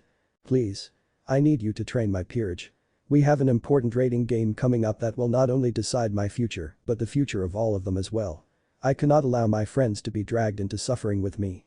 You must help train us so that we can win. Rias begged. I'll do it. Naruto said. Please, you have to help us with. Rias said, dumbfounded by his quick agreement. I wanted to see your reason for asking me and you impressed me despite being a devil. Your reasons aren't purely selfish and I respect that. But I must warn you, my training will make these 2 weeks the worst days ever in your young lives. Would you be willing to follow them without complaint? Naruto asked. Yes. Rias and her peerage replied. Good. Now follow me. Naruto said as he led the group to the back room where there was an opening and a ladder. What exactly is down there? Rias asked. Why don't you all find out? Naruto said as he pushed them all down the hole. They landed in a heap at the bottom and Naruto chuckled as he descended down the ladder. Welcome to your home for the next 14 days. Naruto said as he gestured to a wide expanse of land that had various types of terrain. In the corner was a small house complete with a hot spring behind it. How did you even fit all of this here? How did you even build all of this? Rias asked as she and the rest of her peerage with the exception of Issei were awestruck. My dear, if there is one thing you should know is that a mercenary never reveals his secrets. It keeps us paid. Now then, before I start training you kids, I need to know what exactly you are all capable of. So come at me with the intent to kill. Naruto said, pushing in some killing intent into his words, causing the devils to tense up. Riaz gave the signal to her peerage and they started to spar. 30 minutes later. The only one left stand was Issei, and even then he was barely on his feet. Asia was exempted since she wasn't a fighter at all. The rest of the peerage were knocked out and their bodies lay motionless in different parts of the training ground. Naruto smirked and stabbed his katana into the ground to indicate that it was the end of the spar, and Issei dropped to his knees in exhaustion. He gestured for Asia to heal them and get them back on their feet while he waited. Alright then. I have a rough feel for each of your abilities now and have come up with a unique training regime for each of you. Kiba, you will be doing weighted training to help increase your stamina. You will also be learning how to be less tense so as to better conserve energy. Kaneko, you will be doing weight training as well, but focused on developing speed. I will also be teaching you hand-to-hand combat techniques. Akeno and Riaz will both be working on controlling their magic aura to be more efficient and less wasteful. Asia, you will be learning how to use magic. That is the plan for the first week. Naruto said. Hey sensei, what about me? Issei asked and already fearing the worst. You will be training to unlock your balance breaker. My target is 3 days. In 3 days you will unlock your balance breaker. I've done some research on sacred gears and I believe that I have the perfect method for unlocking your balance breaker in 3 days. Naruto said. Alright, let's get Kiba and Kaneko started first, then I'll start with the rest of you. Put these on. Naruto said as he handed straps for Kiba and Kaneko to put on. He did a single hand sign and the two immediately found it hard to move. He gestured them both to an open space and gave them both similar workouts but different targets to train their specific weaknesses. He watched them for a while before moving back to the others. He motioned for Riaz and Akeno to follow him and got them started on magic exercises, starting with balancing a leaf on their fingers using magic. Asia, you will be learning some defensive magic to make you a better support bishop in the game. Just follow my clone and he will do the rest. Naruto said as he motioned for Asia to follow a clone he created. Now then Issei, it's time we started your training. And I suggest you prepare for pain, a lot of pain. Naruto said with an evil smirk. Scene change. Lucifer Castle. So Riaz chose to have the rating game, eh? I'm not surprised. Surziches mused. My lord, I believe it would be wise to inform you that I have a hunch that Issei Hayadu, the current security, is trained by your brother. The name is familiar too. Naruto Uzumaki was the cover name. Graphius said. Well then, if he trains my sister and her peerage then they might just have a chance. It seems despite everything he still watches over us all. Surziches commented with a chuckle. Should we approach him and bring him back? Graphia asked. No, it wouldn't be wise. He will come back when the time is right. Surziches said. What if Naruto disappears after the war in high school DxD? End here and thanks for watching my video till the end.